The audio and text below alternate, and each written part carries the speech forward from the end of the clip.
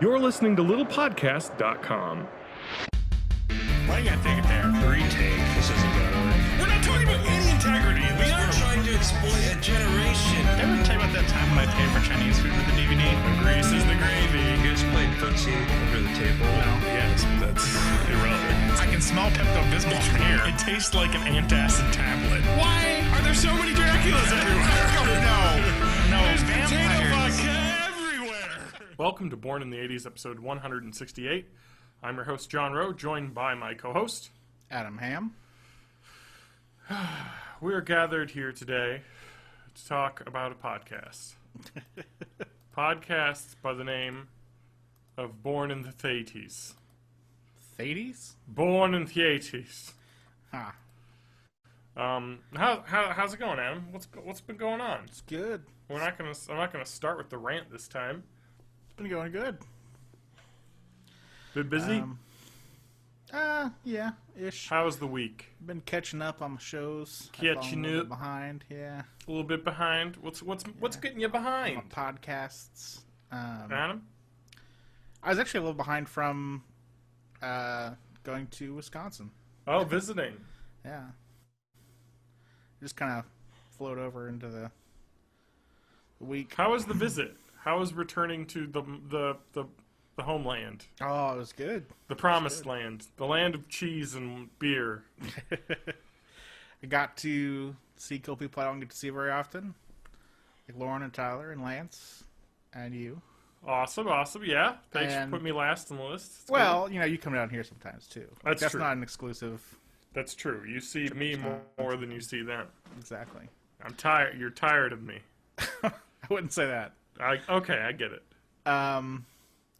I got to eat awesome food there, like macaroni and cheese bites and glass nickel pizza. That's right. Chicken cordon bleu pizza. Yeah, oh This god. is some free fucking advertising for Glass Nickel. No kidding. I order them probably once a week or once every other week. Yeah, It's got They're- good food. they're very good. It's my favorite delivery place. No fee, no delivery Yep. fee. They always got coupons. They've got good subs too. That's usually what I order. Yeah. Subs or boneless wings, salads. They have good salads. Yeah, Got it all. just a good place. Just a Good to place. Just free advertising. I'm give it to them. be. Yeah. This is not sponsored content. See, but this is like secretly sponsored content. I don't think You know there's what I anything mean? else in particular that I ate up there that I don't usually get. Yeah, I was about to say that was really the only Madison-specific place that we ate at. Yeah. Yeah. But oh, yeah, that was... Speaking. Okay, so speaking of sponsored content, you said you're listening to podcasts Yeah. lately, catching Yeah, up. yeah. There's a lot more ads in podcasts now. Yeah. I feel like that's kind of taken over. Well, yeah. I mean, That it was bothers the destined. shit out of me. It is destined to be. I mean, It's kind of funny that podcasts are kind of going through the same advertising it's radio. like television went through. Well, it's radio. Yeah, or like original radio, where they would just have the hosts say a bunch of ad stuff. You know, versus like, well, radio doesn't do that as much as they do just radio play does. ads. Well, yeah, that's. But I'm talking same about thing. like old school, like be like, all right, now Amos is going to talk about Oh, yeah. smoking, camels. You know what I mean? Like, That's still a big thing in radio, actually. a little A bit. lot of a lot of people who do talk stuff definitely do that. Well, yeah, talk shows for sure, but there's also regular ads as well. I mean, it's kind of a mix of both, but I guess. it's kind of interesting that I don't know. It really bothers me though. Ads and podcasts bother me. It doesn't I bother guess- me. I prefer if they're not interspersed. Like if they're Yeah, at the beginning or that's the thing end. that bothers me is the Yeah. interspersed ones because like I want to listen to the same ads. I know it's a You shame too know- because one of our actually favorite podcasts does that now too. Yeah, that's Kinda true. annoying. But at least they record them fresh every episode. Yeah. So at least it's new each time. It's not you know what I canned. mean? It's not the same exact spiel every time. Yeah. But that bothers me. I don't know. Because, I mean, people are like, I don't know. Podcasts do not cost a lot to run. No, but I mean, these people make livings off of this, so Somewhat, yeah. yeah. I know some of the ones I listen to do anyway. Well, I don't think they make a Pretty living close. just off the ads alone because Not they don't just, pay not anything. just. I mean, obviously they have some kind of. And the worst part is celebrity already, knowing those ads that they run. They don't pay shit. but- Oh yeah. Yeah, they pay nothing. Like a lot of the Well- ads, like when they're like, sign up with the sponsor code, blah, blah, blah. If you don't sign up, they don't get money. They get paid for referrals, Yeah. which is kind of crazy when you think about it. Well, yeah. There's that, but there's also. There are a lot of them that have just sponsors. So That's true. I'm sure that Sponsored. pays This much episode better. sponsored by blah, blah, blah. This episode is sponsored by Glass Nickel. They did not pay me, but I'm giving them a little love after they've given me so much love over my tenure as a Madisonian. an edible form. Yeah. That's right. They did sponsor an episode of Running with Scissors once, I think, Yeah, they did. I think. by giving them free pizza. Because I believe one of the guests worked there. So it was like, yeah, we'll give you free pizza if we mentioned it in the show. I was Well, I think like, they did all a right. couple episodes from there too. At one point. What? Did a couple episodes from there. I know. I know they record. They have recorded in the stage space underneath the East Side one, Yeah. where they do improv shows for Monkey Business Improv. Does shows there, and then they record.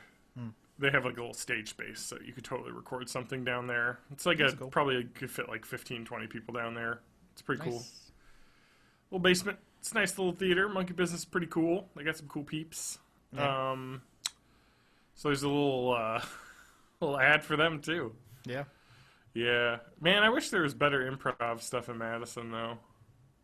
Well, there's several groups. There's like. Yeah, but they all suck. Yeah. Sorry. Can't remember what the big ones were. Sorry to the improv groups in Madison. There but was they all one kinda big one suck. that I always heard about.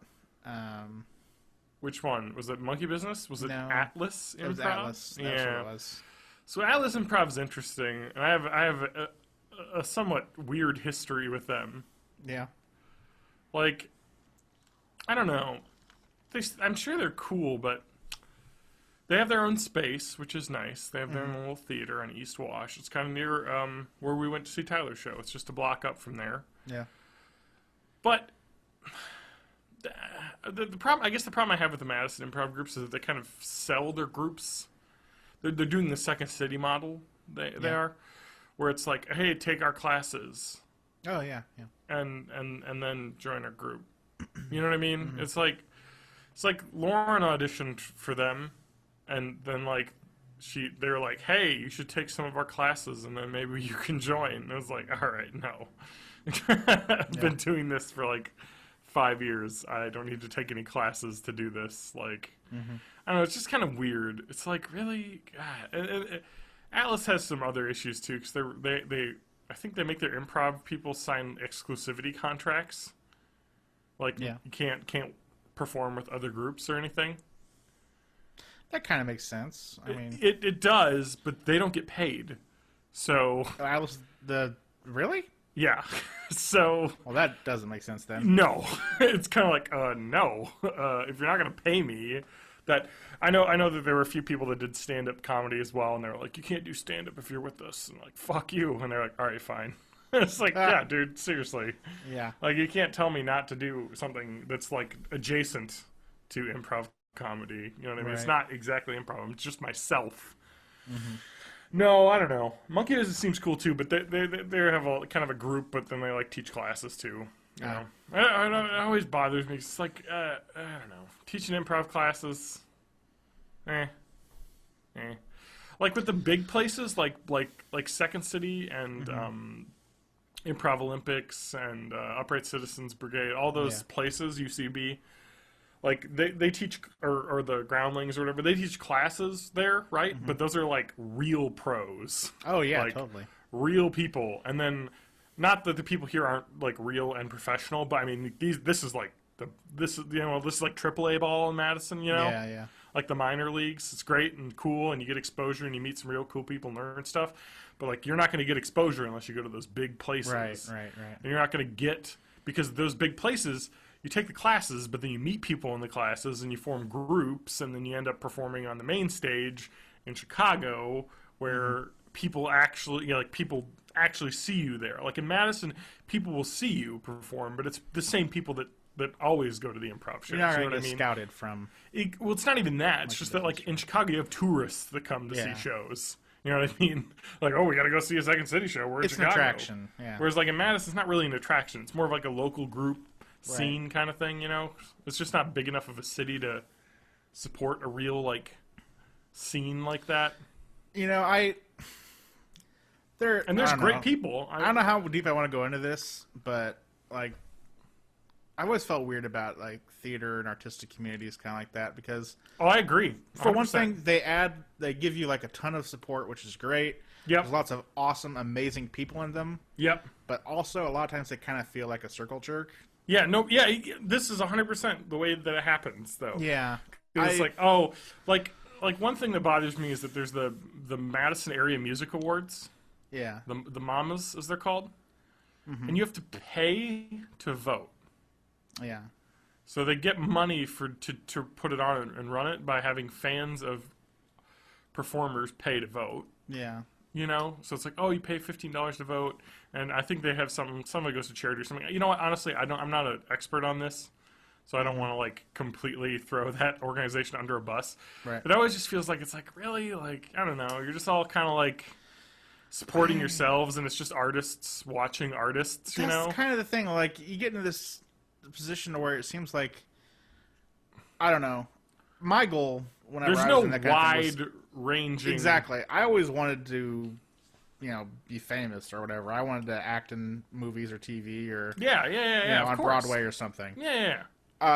Which, you know, totally not everybody's going to do that. And if you can, you know, perform and make money at it, that'd be a dream job for me. Yeah, of course. But at the same time, at a certain local level, it kind of feels like everybody's just paying everybody else. It's like, oh, I know. Like, there's a circular economy where everybody's just going to see everybody else, and that's one of the things that really bothers me too. Is that some people will have the mantra, and then I know Tyler's going to listen to this and be screaming at me, but some people have the mantra of, like, you know, don't do anything for free. You know what I mean? Like, get paid for it, you know, or else... I think that's usually a good rule. It is, but not sometimes in this situation, you know what I mean? Yeah. It just kind of bothered me when it's like, someone's like, hey, you need to pay me to, like, do this thing. And it's like, what? Like, no. Like, we don't have any money. Nobody has any money. Yeah. You know what I mean? Like, you just do that. And then, like, there's some groups like, was it Project Famous is pretty cool, though, because I'm pretty sure they all kind of collaborate together. Like, they've got a group of people that collaborate together to make music videos and stuff, which seems really cool. That is cool. That's so you know what I mean? Cool. It's like, rather than, I don't know, it's kind of like grouping together to make something cool versus like everyone being like, you know, yeah, I got to make money off this. You know what I mean? And I'm not even saying it's necessarily a bad thing. I feel kind of like occasionally when I've been in those situations, when I was like as a theater major, like going to different productions and being in different things, it kind of felt like I was just, it wasn't even necessarily a mantra thing. It just kind of felt like, well, yeah, but I'm not getting anybody else outside of the community to see this. This is I appreciate other people, artists. That's one of my biggest problems. It's nice having their problems. respect and stuff like that. Yeah. But it's also something else if I want to kind of bust beyond that, and that's one of my biggest problems with the Madison theater scene is that it just really is kind of like a circle jerk where like they put on shows that all of the people that didn't audition for that show go and see. You know what I mean? It's just like this real tight-knit community, which is nice in some ways. It is. It's super nice in a lot of ways. But it's also kind of like you're not going to break out into anything. Yeah. But maybe I just feel like that there isn't an audience for art in Madison. Yeah. Or at least not a large audience. Which is weird. But there is, but they're all part of it. Yeah. I mean, everybody who's into art wants to do it too in Madison. Yeah. Of course. So, I don't know. It's something about like, supply and demand there, I think, that just kind of... There's a lot of supply. Well, yeah. And, I mean, there's a lot of demand, too, but it's not on that kind of level. The supply and the demand are meeting themselves. Exactly. There's no a lot more people see shows than are in shows. Yeah. And it's cool. I don't know. I mean, people put on great shows and stuff. It just... Totally. And I mean, like, I never fucking did anything about it. I didn't go to L.A. or New York or Chicago. But it just bothers me that, like, people will I don't know, have this mantra of, like, you know, you got to get paid for what you do. Yeah. When you're doing something that's so small time compared to other things that you shouldn't be worried about getting paid. You should be worried about getting better at what you do first. Well, you know what I mean? I suppose. At a certain point, that becomes... Well, I know, but I mean, it's just returns. like... I guess, but it's just like you want to try and get exposure. Yeah. You know? Like, what Tyler does is that he competes in, like, burlesque competitions, like, nationwide. Well, what I was going to say is... So he's, like, trying to get some exposure, and that's smart, you know. I respect Tyler for that, because that is the smart thing to do. He's actually, get like, out there. Going places, and, you know... for sure. And competing, and doing well at the top of his, you know, his area. So. You know what I mean? Get more eyeballs. But, like, I don't know. But, you know, just like going viral or a Kickstarter campaign going successful, a lot of it's luck as well, you know. Oh, yeah. Because absolutely luck involved. So I've talked to Keegan, Michael Key, and he talked about how he got his break, was that he did improv and stuff in, like, the Detroit area, and did some improv, or his wife is a friend of mine, and he had been doing stuff like that, and then he had a friend who's doing like a student film or something, and he was just like, I'll help out on that, I'll be in it, and he did like a really fun job, and then someone saw that, basically, you know what I mean? The right person, the right eyes were on that, right, and picked him out and got agent and stuff, and he just was like, bam. Yeah. And he got that by volunteering to help a friend. You know what I mean? Like, that's just kind of how the way it is. I mean, that's totally something you get taught to when you're trying to be in performance and stuff, is you want to network. Yeah. That's, like, key. Absolutely. But I think one of the issues, I guess, with the local scenes is you're not really networking outside of your network. Yeah, that's the problem. You got to do something big. You know what I mean? And I think that's probably why I wouldn't make a very good... you know, somebody...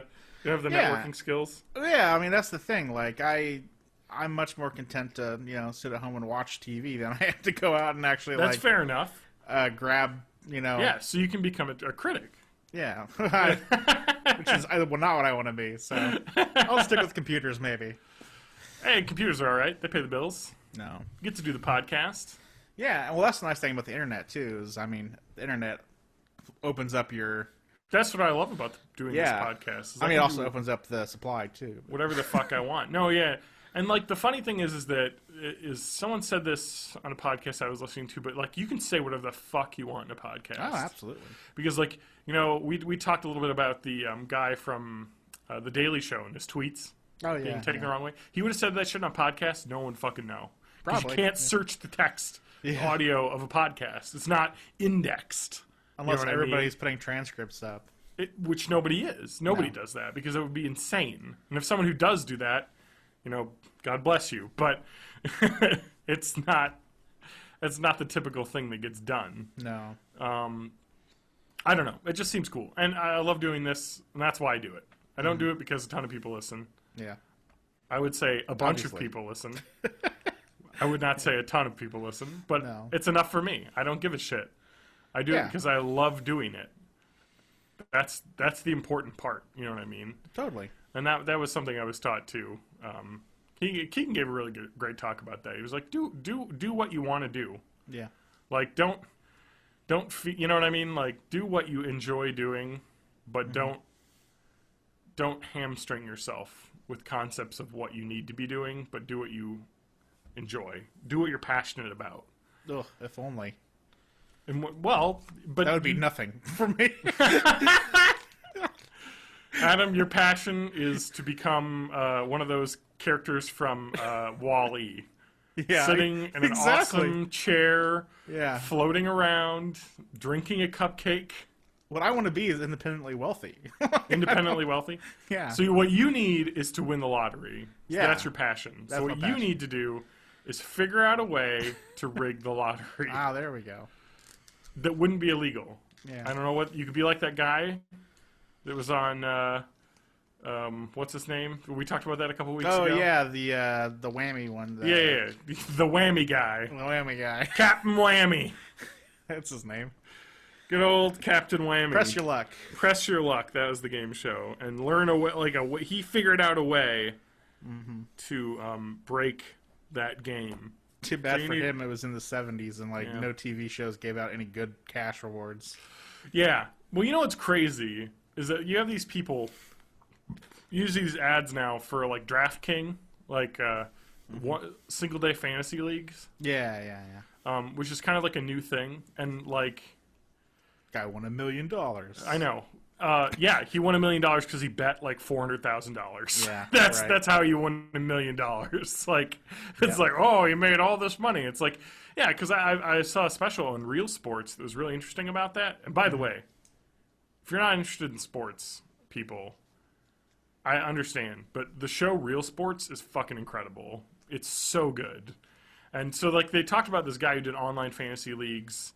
Or online single-day fantasy from some website. I don't know what it is. But it was kind of talking about the legality of it, Yeah. And how it works. And how it's kind of not illegal, but kind of illegal because it's not... You're not... it's a game... It's weird because it's skilled. You know what I mean? Mm-hmm. Because it's not like horse racing or that. It's kind of a little bit like horse racing, actually, because you could argue that horse racing is skilled betting. Because you look at the reports and things and you bet. Whereas with single day fantasy, you pick players that you think are going to do well that day, and you play it against a team of somebody else, and you both put money up, $200, and the winner gets all basically. Right. And then they were talking about this guy who's got these crazy spreadsheets and analytics and stuff, and he's this guy, and he's he makes a living. He makes comfortable 6-7 figures a year off of this, off of literally just watching sports all day. And crunching numbers on a computer. He he talked about it it's my dream. I love doing this stuff, messing around with stats and stuff and, figuring out what, and this is what, Adam, I think you could do fantasy sports. because it comes down, I don't care if you don't care about sports, but it's literally when you spend all that time in Final Fantasy Tactics figuring out stats and how to maximize your loadouts and character builds, and you're looking at rosters and all right, this guy does this well against these offenses, so I gotta put him in this position, and it can become that, and that's kind of what the pros do, which is crazy to me. But it's also crazy that totally has to be the same illegality that horse race betting is. You would think. Because I feel like that has to be regulated in some way. Because I know sports betting is. Oh yeah, totally. But this is exactly sports betting. It is, really, yeah. It's just granularized down to a single player. And I think that people are oh, it's cool, but that shit's not going to last. I mean, it's like the online blackjack. Oh, right, yeah. Or, I'm sorry, online Texas Hold'em shit that's all gone. Yeah. Basically. I don't even think that exists anymore. I think it does, but not in the That US. was a huge fucking thing when I was in college. Huge. Yeah, me too. A lot of people fucking did that. Yeah. I had friends that did that with money, and they were I'm making money off this. I had a friend that was oh, I made $10,000 off of this. You know what I mean? Yeah. And I'm sure he was lying to me, but you know what I mean? Right. It's totally I don't know. And I don't know. Online poker's weird because if you play in online poker tournaments and stuff, with the computer thing, and it's so easy to kind of scam in a lot of ways because you could have a friend who's also playing in the same table that you are. Yeah. Basically ruin the game for everyone else by, making odd choices and whatnot. I don't know. Maybe there's ways to get around that, and if you got caught, you would be, in trouble. But yeah. It's just crazy to me. And or I had friends that would just do it while they were drunk. Just get wasted and put $20 on a game and play. And I watched him lose $50 while we were telling him what to do. They're oh man, you gotta hit there. You gotta drop those cards. And it's oh god. He was I just lost $20. I was you did. That was hilarious.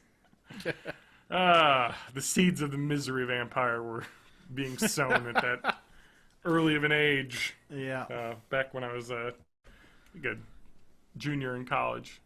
I don't know. Betting sucks. Yeah. It's terrible. You know what I mean? Like, the only people... Well, and to be fair, the fantasy league stuff, right?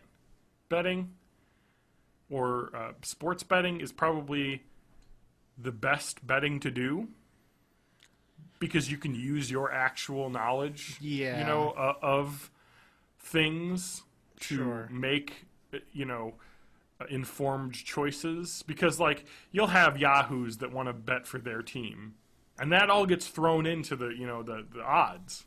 So if like, oh, so-and-so, you think you have a scoop on something that nobody else has, like you have, some knowledge that isn't as widely known, you can use that to earn money. And the people that make money, the guy that made $1 million on DraftKings obviously had something like that. But it's really funny because they showed that tournament and he was like all talking about how like they had like this like World Series of like poker or online fantasy, you know what I mean, in Vegas, and they went to it and like they had all these guys who were like the top guys from the year, like doing their shit, and they had like a baseball. It was baseball day, so they had everyone just pick their teams, and the winner won like $1 million. And the guy who won it was just some douchebag.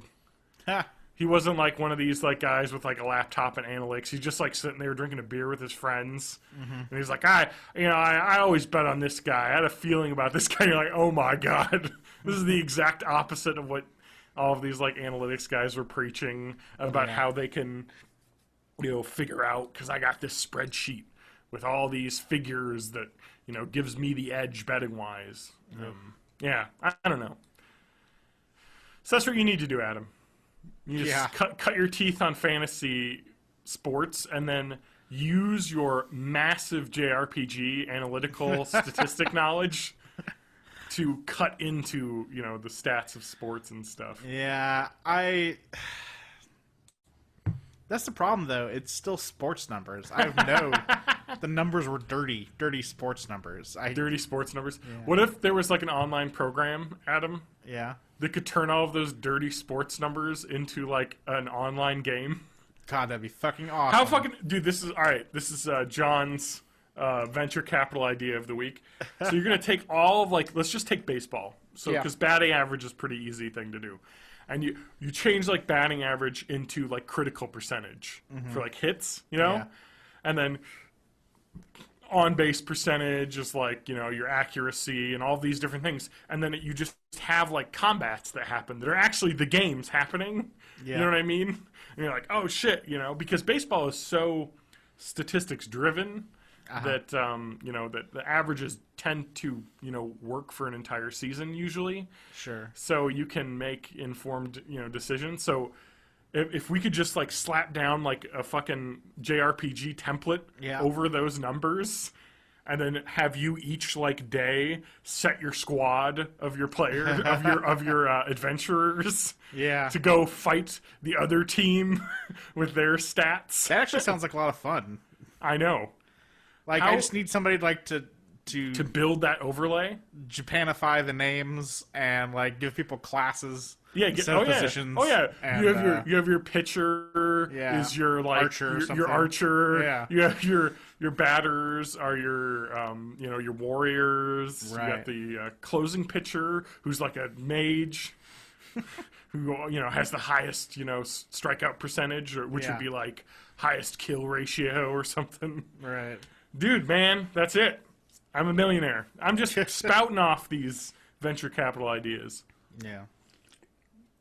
I'm giving that shit away for free. That's what you get at Born in the 80s. I don't know. So that's the state of local theater. to bring it all back. Yep. Yeah. Shit, man. So anyway, but you want to know how to make a lot of money, Adam? How? I'm going to segue. All right.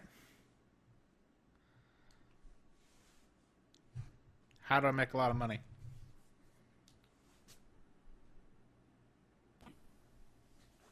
You there? Oh, wait. Are you... Yeah, I'm there now. Oh, no, I'm here. I just clicked a thing in Google Chrome. That's a mistake. I should really just look at these articles on my tablet. Because maybe before that we should go into computergate. No, let's not do that. I kind of want to talk about that. Okay. I have updates, but... Okay. No, there was this article on Wired. Fans have dropped $77 million on this guy's buggy, half-built game. Adam, what game am I talking about? I'm guessing Star Citizen. That is correct. So, Star Citizen, I've harped on this before, but this article came out almost a month ago, but I had put it in the thing we never got around to talking about, but I do want to talk about it. So, we're talking about making lots of money. And this is the craziest shit I've ever read. Yeah. Just and you backed it, I'm assuming? No. Oh, wow. Oh, my God. I just assumed you would have been on it. No. You're just the consummate backer. I'm not, well... I back things, but I'm not the consummate backer, I would say. Okay. So anyway, this is pretty crazy. So last November, this is the article starts out. It's great. And it has quite a hyperbolic title. You know what I mean? And a lot of people were like, "Why are you just trying to get people riled up with your title?" And I was like, "Yeah, it's also not untrue because." It is half-built, which, I mean, when you say buggy half-built, it's kind of redundant because it's buggy because it's half-built. Well, there can be... Like, you could say that the Tim Schafer game that came out was half-built because it was literally half of the game. It was literally half a game. It wasn't necessarily buggy, That's though. true. But it is actually all out now, so... It is now, yeah. It is done. But yeah, yeah, I mean, I probably think the title is probably a little bit splashier than it needed to be, but it isn't untrue because they have $77 million and counting. It keeps going up. Have been spent on this game, and it still doesn't exist. I think it was supposed to come out last fall. Was the original announced release date. Yeah. Still working on it. So last November, the United Empire of Earth Navy announced that it was putting up 200 decommissioned Javelin destroyers for sale.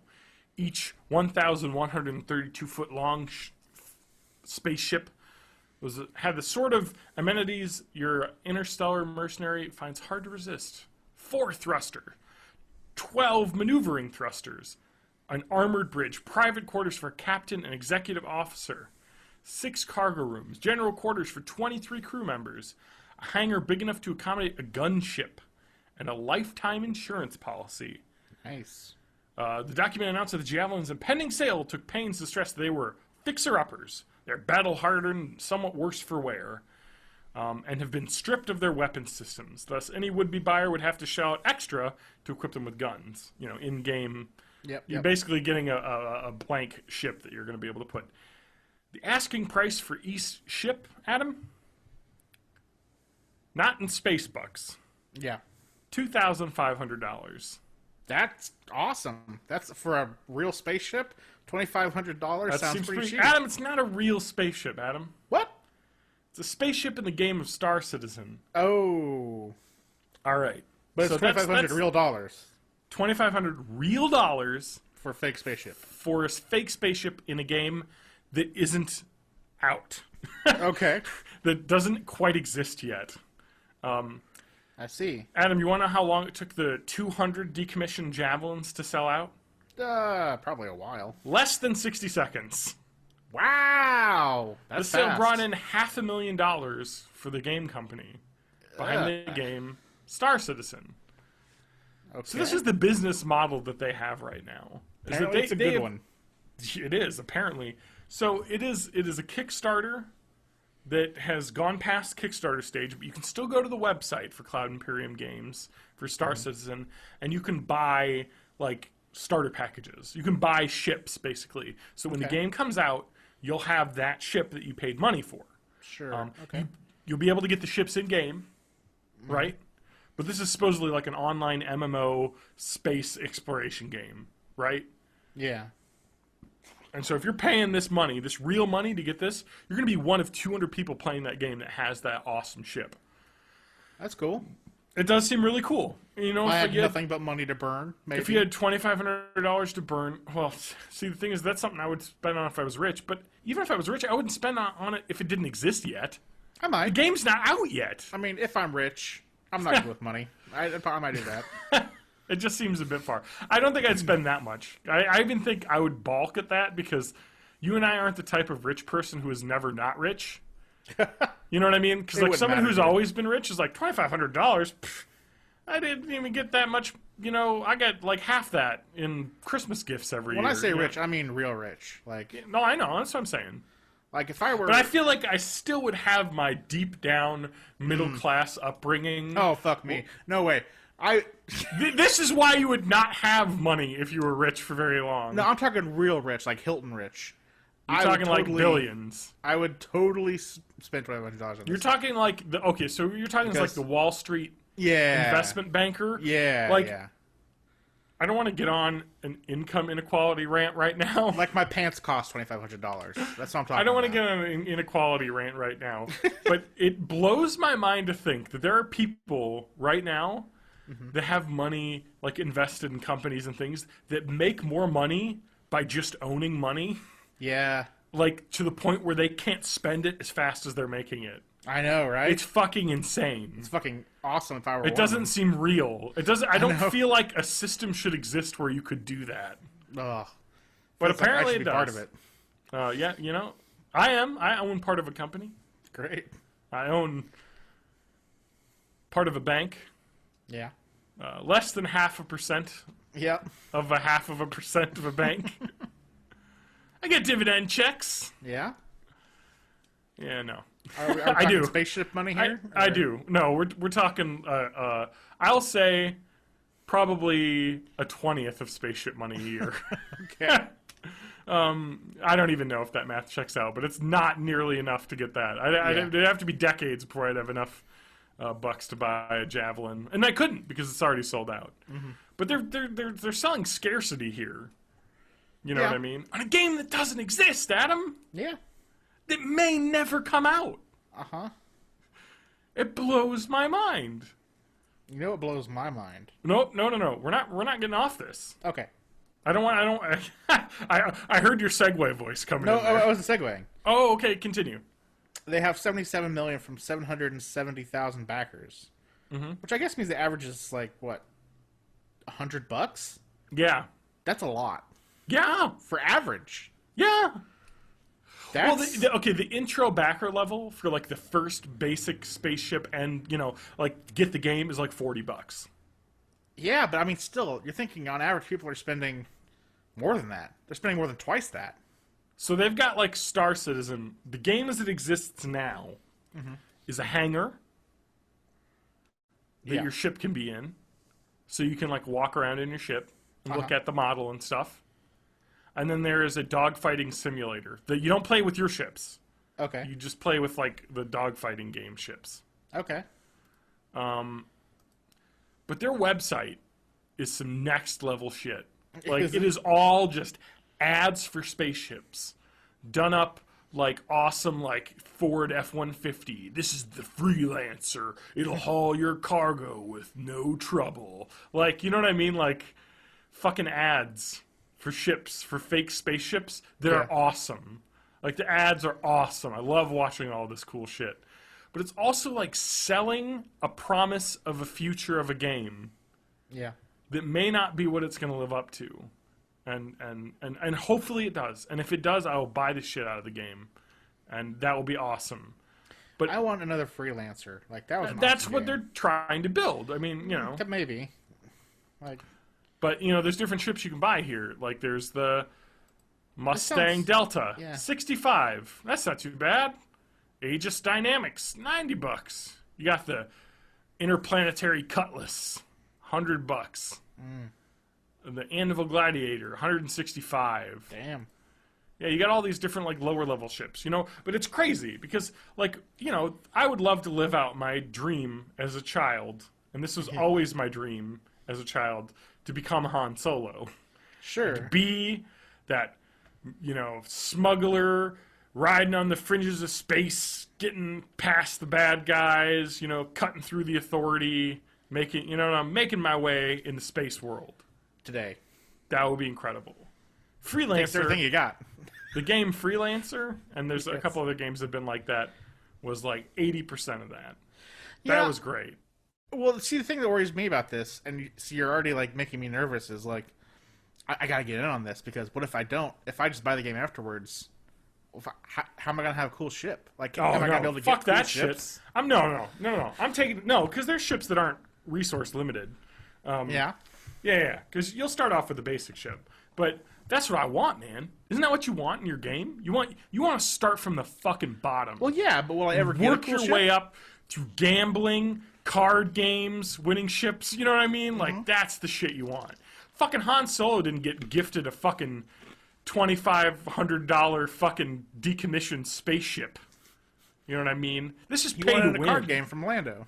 Yeah, he won it in a sketchy way that was disputed after the fact. Yes, he may have stolen it. No, but the article is really good read. I mean, it goes into the depth that Chris Roberts, who is the head of the game, is just dedicated to space video games and stuff, and he just loves it. And he did Wing Commander and Wing Commander Privateer and all these cool games. And then apparently he was a producer in films for a while.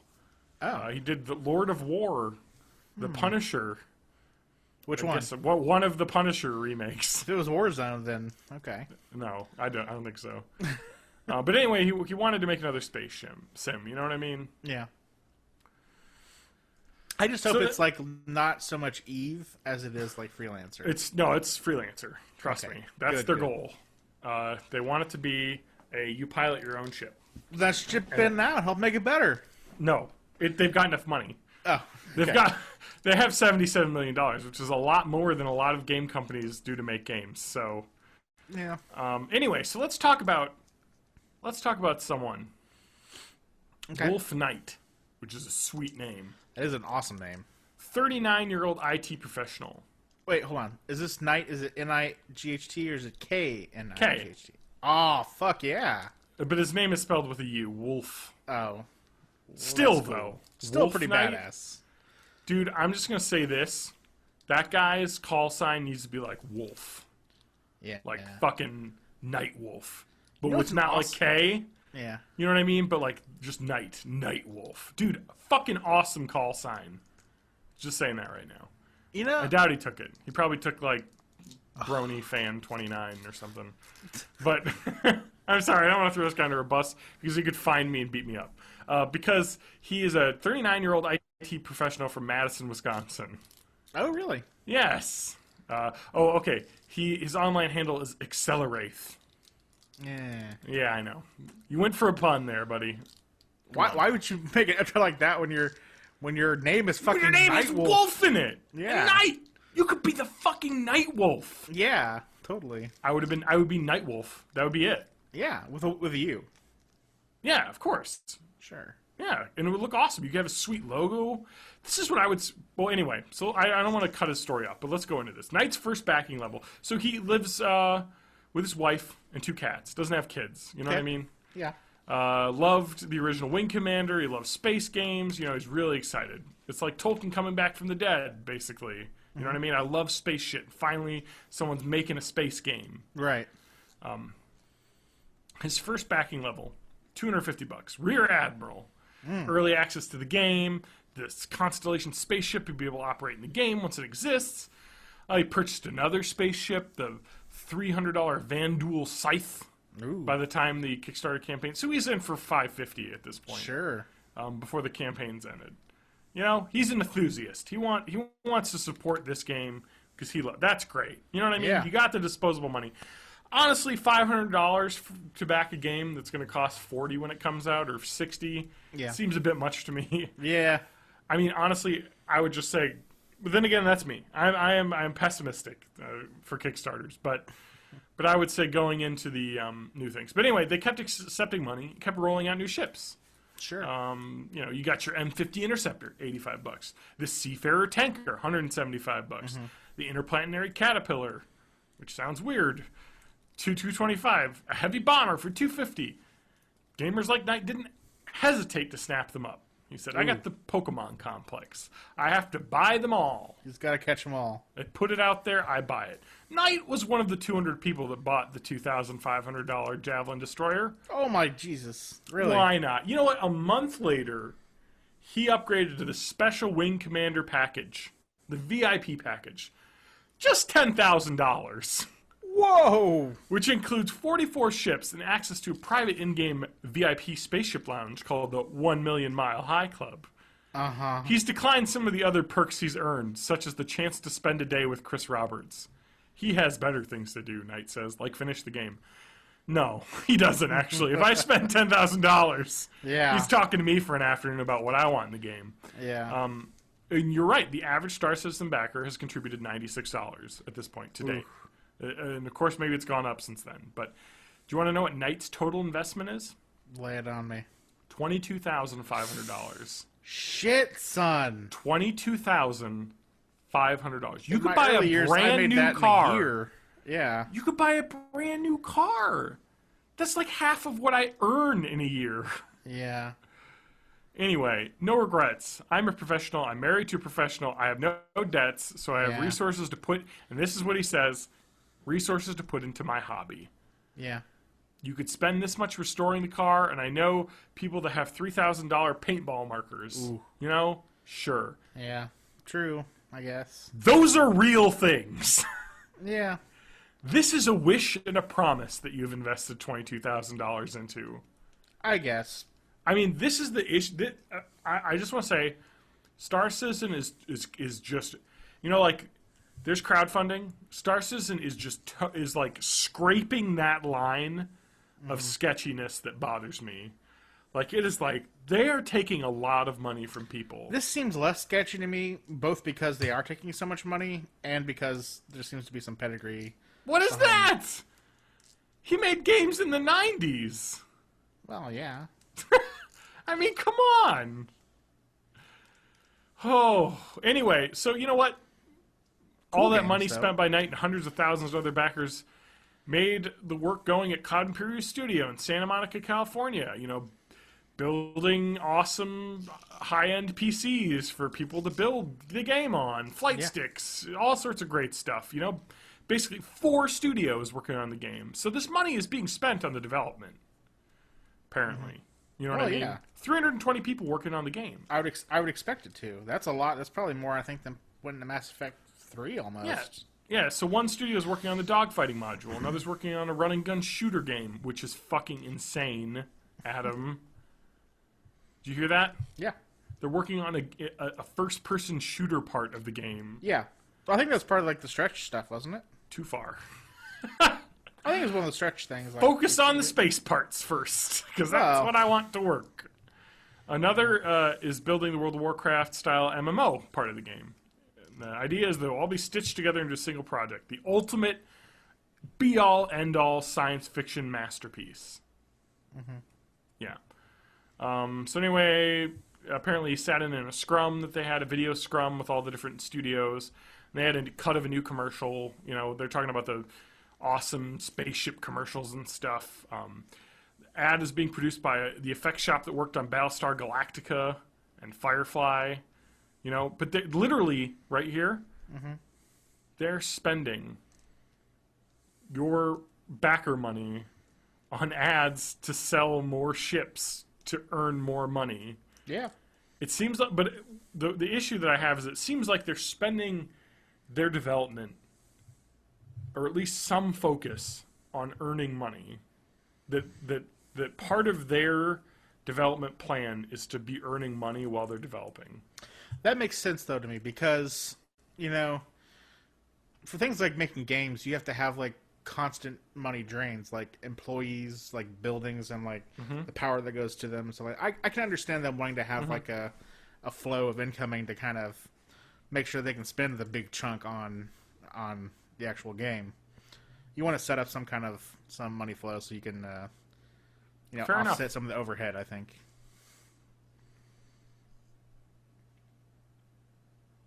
And I mean, I guess the real thing is it working?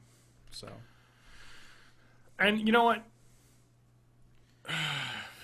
It's working on getting the money, but the game isn't out yet. Yeah. They're behind where they said they would be. Well, that's one of those things where, to me,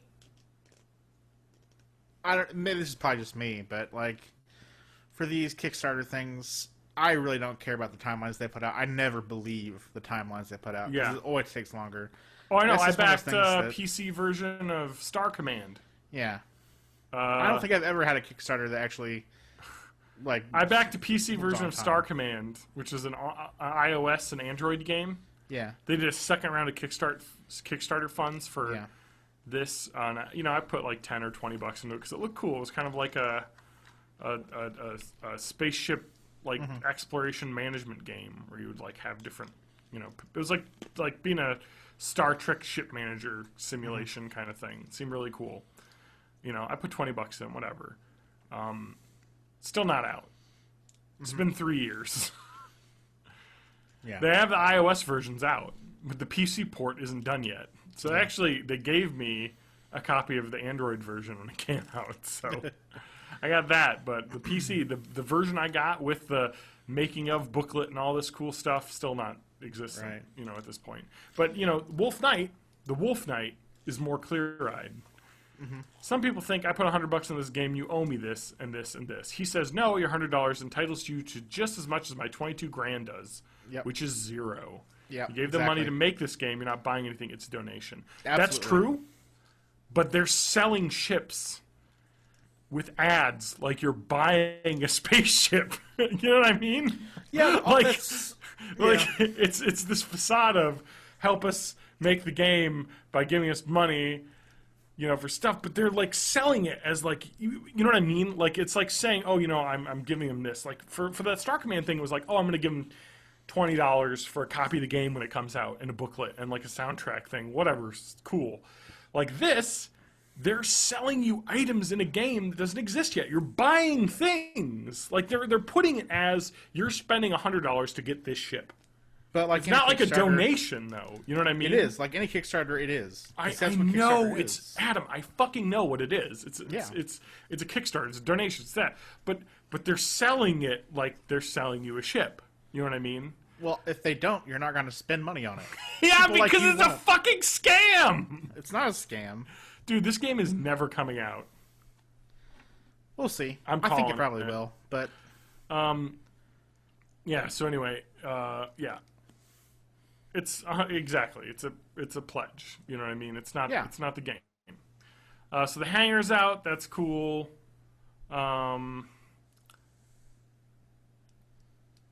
It's just crazy. I don't know. I'm just worried because there's a lot of money in this at this point. Like there have been big Kickstarters with money. The biggest, like Pebble Watch, the first Pebble Watch. Had 150 bigger ones since then, but yeah. Yeah, but the first one I think it had 150 million or something. Something like that. Those came out. People got what they paid for. They got their watches. It was a little behind, but I think everyone got them. And they seemed to work just as well as everyone thought they would. Mm-hmm. Did a second one. Made even more money because they did so well in the first one, But I honestly think that this is a real scary thing. I know you know what I mean? It's a scary world that we live in. You know what I mean?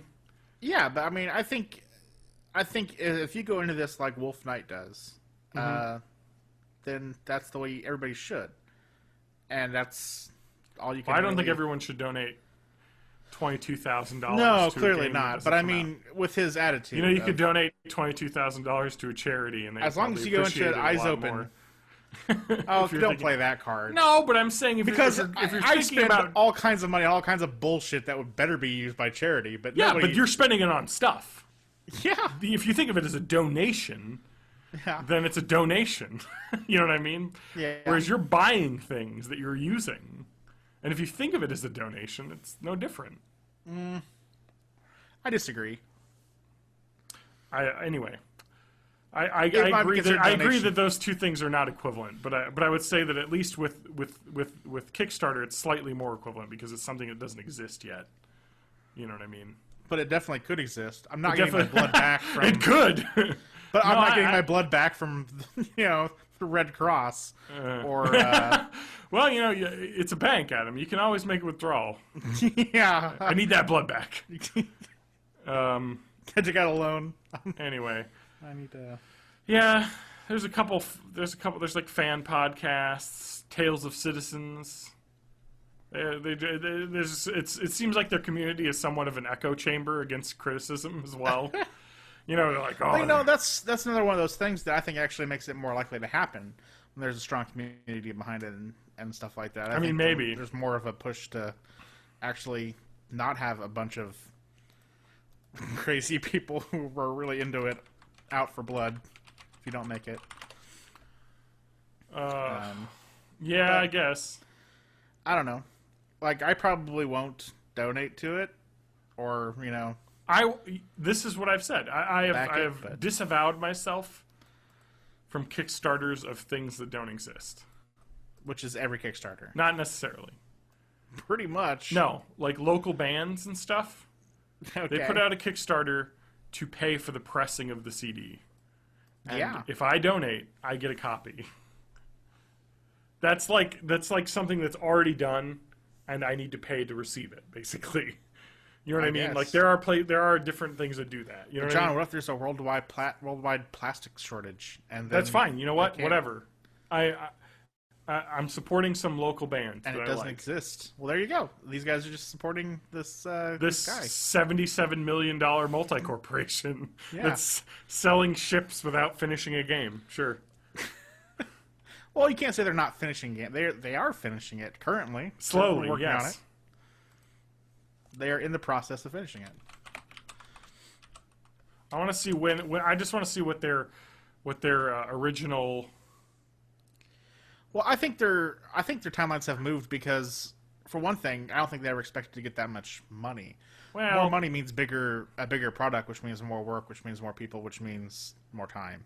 And let's see here. All right, here we go.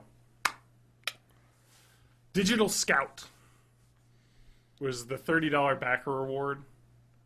Yep. Which is a copy of the game, spaceship, 1,000 galactic credits, access to the beta, a white citizen's card, which is like a physical, like ID, basically. Sure. That's the initial delivery, November 2014. So they are past the date. Yeah, by 6 months. By 6 months, correct. Which is interesting because this Kickstarter is from 2012, so they gave themselves 2 years. Mm-hmm. Didn't make it. Yeah. Well, like I said, I think that's probably when the scope was a lot smaller. Well, I don't think the scope was ever small. The scope was to make a game, the ultimate game. As I recall, a bunch of these different modules and stuff got added later on when they had more money. Like the run and gun and all this other stuff like the hangar area and all that craziness. I'm pretty sure a lot of that has grown in scope as the money has grown. Fair enough. It just blows my mind that someone could spend $22,000 on a game that doesn't exist yet. When you're an IT professional that started, is what, 39 now? Yeah. Started in the industry 20 years ago during IT boom. Yeah. And you are also married to a professional with no kids and 2 cats. You've probably got disposable income to burn. So. No, I know. But I mean, like, for me personally, I would spend that income on other things, like tangible physical things. Like building a sweet home theater, maybe he's done all that, Maybe I see it differently because I think you're this way too, though. We're both like really future looking. Like virtual. Well, you know what I would spend it on? I would buy virtual is real. Well, no. Well, I would buy it on a super expensive, like 3D printer. I would get like crazy tech shit. I would spend it on building an awesome like fucking space cockpit to play the game in. You know what I mean? Like building like a fucking rig with like multi screens and like, you know what I mean? That's I think what I would spend my money and time on as a hobby, rather than just throwing money at something that, you know what I mean? I don't know. I feel like if I had that kind of income for a hobby, I would want like something I could be personally physically involved with. Maybe. I don't care about physical things. I mean, I do. Well, not even physical, but I mean like, if you could like, put together the ultra PC, you know what I mean, to run it, or spend money on someone to build it for you. You know what I mean? Maybe. I don't know. I could never spend that much. I could never spend more than $20 or $30 on something that doesn't exist yet. You know what I mean? I totally could if I was rich. But he's not rich. He's just wealthy. We don't know how rich he is. You're right. You know, he's probably like a Wolf Knight. Probably goes back to like German royalty. Yeah, and he's got like fucking billions in the bank in Germany. You know, we don't really know. We know he's just feel like IT in Wisconsin for a living. I have my own. He could make $500,000 a year too. Like he could. As an IT professional. I mean, it's been in the industry for 20 years. Not in Wisconsin. Yeah, $500,000. Yeah. I don't think Depending on what area he's in. If he ran a company, yeah, sure. Not even. Like no, if dude. No way. No way. Some no high-end way. software engineers can bring that. Not 500,000. Yeah. I could see half that. You would be surprised, depending on what... Yeah. Trust me, not in Wisconsin. Trust me, I've looked up these figures. Oh, I know, Adam, but they work for Oracle or Apple in San Francisco or New York. Dude, there are places... Trust me, you can make that bank. I know, but I'm just saying, I doubt Wolf Knight is making that much. I don't know. We don't know. I could say, mystery. I bet he makes six figures for sure.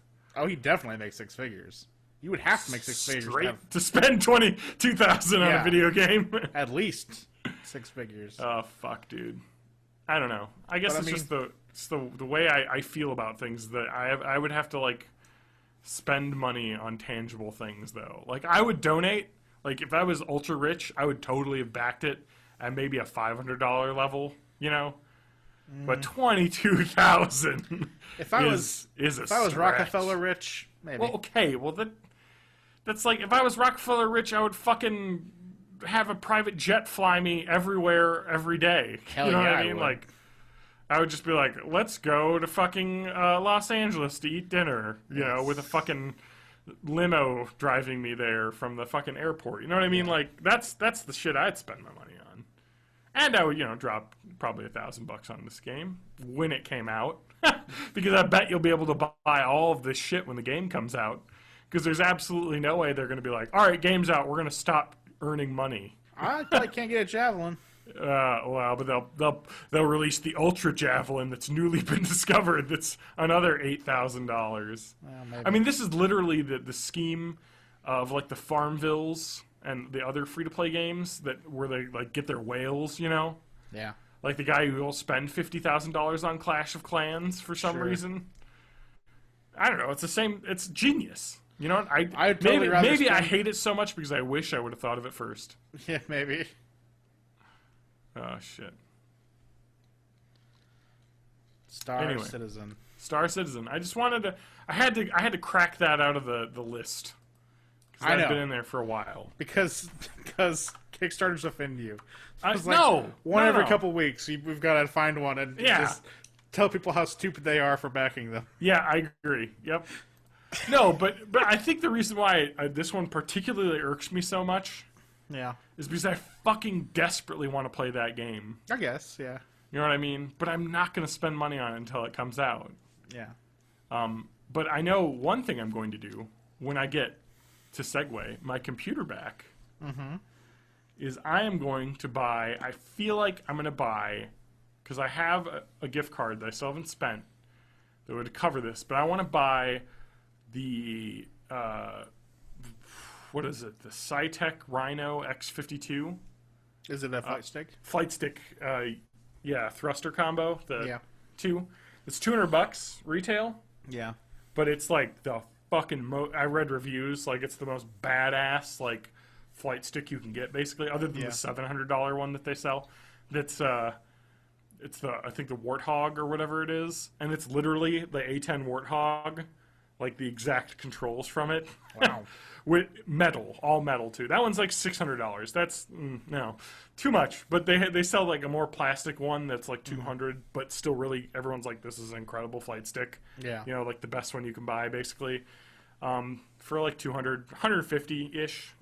That's what I want to spend, I think, and because I love that. And you know what, Adam, you want to play space flying game? Yeah. Elite Dangerous came out. I know. I want to play that. It actually, I believe, was conceived and came out during the entire Star Citizen Kickstarter reign.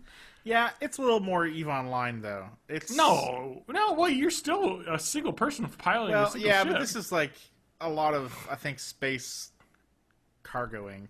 I don't know if there's a whole lot of... It depends. I heard that the game is basically super... It's like probably if you play played the online version of Freelancer. Yeah. Where you kind of start off with nothing. Yeah. And you're like, earn your way up. And everyone's like, it's got a real steep learning curve to earn your way up. Yeah. But, like, you can get up to the crazy shit. You know what I mean? Elite Dangerous might be... It looks awesome. It looks incredible. It might be fun, but I also kind of want a storyline. I know there's not one in Elite Dangerous. Yeah, that one's just kind of an open world. So, I don't know. But there won't be a Starline, or Star Citizen, there won't be a storyline either, though. Yeah, I need to get a flight stick before I get Elite Dangerous, and I also have no real place to, like, flight stick. Well, you might have to figure out a setup then. Yeah, I know. Wouldn't be too hard. It'd be kind of hard. No, you just need to figure out a chair that you could, like, get a table in front of, basically. Yeah, it's probably not happening, though. Jesus Christ, Adam. It's not that difficult of a project. Yeah, well. Anyway, no, but to segue to Computergate 2015, I've heard back. Okay. So after we had talked, I sent an email to their website, you know? Yeah. Got a response back, thanking me for my inquiry. With the response, motherboard is still an issue here. Unfortunately, we had to recontact the manufacturer as it's still problematic during reinstallation and final testing. Didn't they replace it? Yes. We contacted them with a complaint. That was the second time we've had to send the motherboard in and requested another motherboard altogether and not just the original reconditioned. Uh-huh.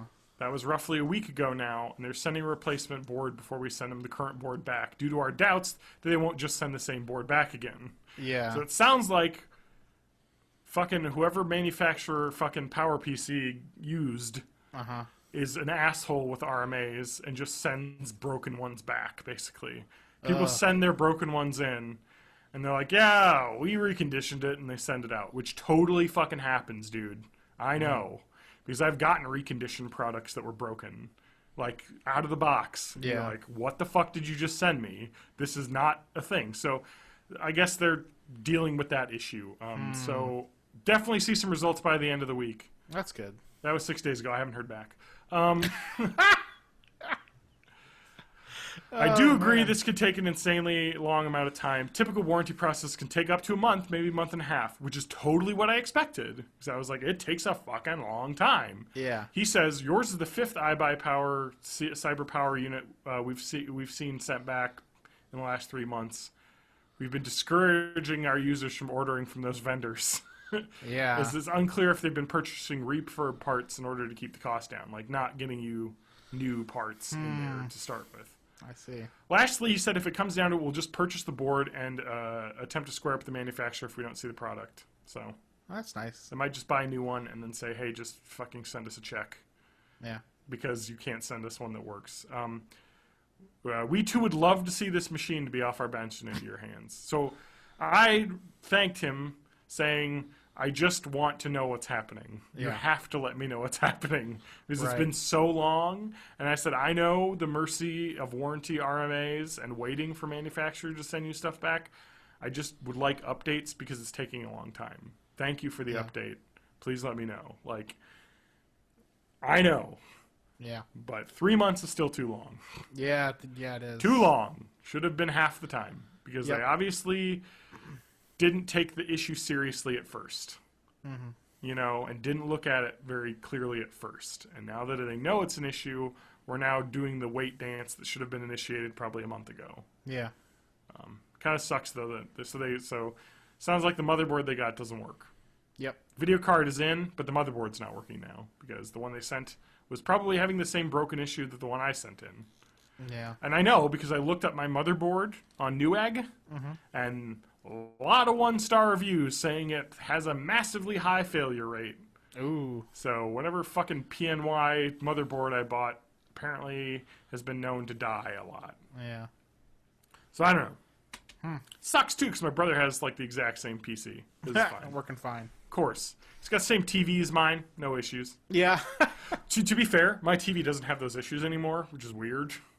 Yeah. It sometimes will screen flicker now, my TV. But if you just turn it off and on again, it's fine usually.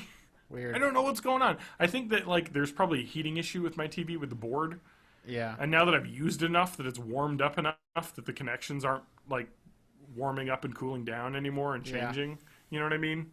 So it's all staying connected. I don't know. It works now, and I haven't seen an issue on my TV in, like, a month. So it's just weird. It's weird. Whatever. It fixed itself. But, yeah, still on my old PC. Don't have the new one back yet, but... They have gotten back to me, and it sounds like it's not them. It is them, because it took this long. But right now, they got a faulty part back, and they're on it. So, I don't know. We'll see. I don't think they're going to charge me very much. Yeah. I said, hey, I'm not going to accept a charge over probably $150 or $200. Yeah. I know they've spent a lot of time on it, but that's not my problem. You know what I mean? Like so like I work for a company that does hourly billing to clients and stuff. Mm-hmm. And so like if I'm doing something that I've never done before science-wise, I don't bill the time that I'm figuring it out to the client. Right. I bill the time when I'm doing the actual work. So if I need to educate myself or figure something out before I do it, that time is not billed to the client. You know what I mean? That's just how it works. That's how any service thing works. Is that when you're doing hourly service billing, you only bill the time that you actually did actual work on it, and you are always low on your estimates. Mm-hmm. Because you can't give someone a giant bill and be like, hey, we got the work done. They'll be like, oh, yeah, it took you that much hours to get it done? We could do that for a lot cheaper somewhere else, you know what I mean? So, I don't know. So hopefully they'll figure it out. I mean, I don't know. At least I have a working PC. You know what I mean? Yeah. If I didn't, I would be way more angry. Oh, I'd be... Yeah. I would have just bought another computer. I mean, I got another tax return. Yeah. I would have just bought another computer and been like, this will be my my living room PC. I could stream Steam games to it, you know? Yeah. Whatever. I don't know. That's a lot of money. Yeah. Anyway, that's Computergate update. Good. They got back to me. Still haven't heard back, though, so. Probably message them again next week if I don't hear anything Monday, Tuesday. Yeah. All right, so we talked about Computergate. Yep. That's a burp. Yep. Adam, you cooking any? No. Adam, you gotta cook. You always tell me you're gonna cook. I know. You know, I talked about Coacher. Yeah. I'm your cook coach. I'm your life coach right now, Adam. Yeah. You gotta cook more. I do. I do need to cook more. I'm gonna think of an insanely simple, delicious recipe that I can send to you. Yeah. Adam Ham, that you can make. And I know you're gonna love it because it's delicious. Yeah? Yep. Budget Bytes, Adam. Okay. You gotta go to the website. I'm gonna give them a free press right now. You ever heard of Budget Bytes? No. I will put a link. Is it one of those things where you like pay like so much money per week? No, fuck that. That's bullshit. The blue ribbon type? Yeah, that's bullshit because I'm sure you pay way too much for that shit. Yeah, probably. No, Budget Bytes is the art of the cheapest cooking recipes that you can make that are delicious. Oh, okay. It's all about like how to save money while cooking. All right. And it has like price per recipe, price per serving. No, but one of my favorite go-to always cook it staples is dragon noodles. Uh-huh. This recipe, $2 for the recipe, Adam. Okay. Can't get cheaper than this. It's probably more because you'll make a double serving and eat it all yourself. Yeah. Because it wants you to make 4 ounces of noodles instead of 8. 4 ounces does not sound like a lot. No. So you double it. But anyway, it's lo mein noodles. Mm-hmm. So Adam, I'm going to tell you how to cook it right now. And I'll send a link to this. It's my favorite recipe from this website so far. Dragon noodles. It's lo mein noodles. Boil them. Take them out. Put them in the colander in the sink to drain. Yep.